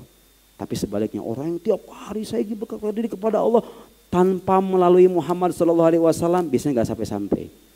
Karena Al-Quran mengajarkan begitu. Beliau sebagai perantara kita, ingat menjadikan Nabi sebagai perantara tidak musyrik. Karena kita tidak mempertuhan Nabi Muhammad. Kecuali kalau ada mempertuhan, suka ada orang menyamakan kayak orang jahiliyah katanya. Menjadikan patung-patung sebagai perantara menuju Allah, ya enggak? Atu beda kehed eta mah. Dia mah menjadikan patung sebagai Tuhan. Ya iya kan, orang jahiliyah itu menjadikan patung sebagai perantara sekaligus itu Tuhan. Manat, Lata, Uzza itu Tuhan. Orang Islam kalau pergi ke kuburan para wali berdoa. Doanya sama Allah, bukan sama wali. Doanya sama Allah, terus kenapa berwasilah dengan para, ya emang kenapa? Dia orang soleh, kita harapkan menjadi perantara kita menuju Allah, Tuhan kita sama. Gak ada orang Islam Anda tanya ziarah itu, mau kemanapun, Anda menyembah kuburan ini apa enggak? Gak ada yang nyembah kuburan kan? Ada nggak ada penyembah kuburan sini semuanya? Gak ada kan? Gak ada. Itu hanya waham, hanya ilusi mereka saja. Orang-orang ziarah kubur bertawasul itu disangkanya musyrik. Ya musyrik kalau kita menyekutukan mereka, kalau kita menganggap mereka sebagai Tuhan. Dan gak ada orang Islam mengatakan begitu. Umatnya Nabi Muhammad itu dijaga dari kemusyrikan. Secara umum ya, secara umum jaga kemusyrikan. Nabi itu tidak khawatir. Tahu dalam hadis Nabi mengatakan apa? Wallahi masyirku akhafu alaikum. Demi Allah aku tidak mengkhawatirkan kemusyrikan kepada kalian. Tahu yang dikhawatirkan Nabi itu apa? Ad-dunya antanafasu fiha. Yang aku khawatirkan itu dunia, kalian berlomba-lomba, saling bersengketa, saling sikut gara-gara dunia itu. Terjadi nggak sekarang? Bagus. Jangan dibalik beragama itu. Yang Nabi takutin dihindari. Yang Nabi nggak takut, nggak usah takut gitu loh. Takut saya orang Islam terjatuh dalam kemusyrikan, nggak usah takut. Nabi aja nggak khawatir. Anda siapa? Nabi nggak khawatir umatnya musyrik. Dia khawatir umatnya bersengketa gara-gara dunia, dan itu yang terjadi. Dan itu yang jadi fitnah zaman sekarang. Betul? Saya kira cukupkan demikian ya. Mudah-mudahan diskusi dan pengajian ini bermanfaat sebagai bekal kita beragama. Mudah-mudahan suatu saat tadi kita dipertemukan di lain kesempatan. Kita tutup dengan kafaratul majlis. Subhanakallahumma wa bihamdik asyhadu an la ilaha illa anta nastaghfiruka wa natubu ilaik. Wassallallahu ala sayyidina Muhammad wa ala alihi washabihi wasallam. Wassalamualaikum warahmatullahi wabarakatuh.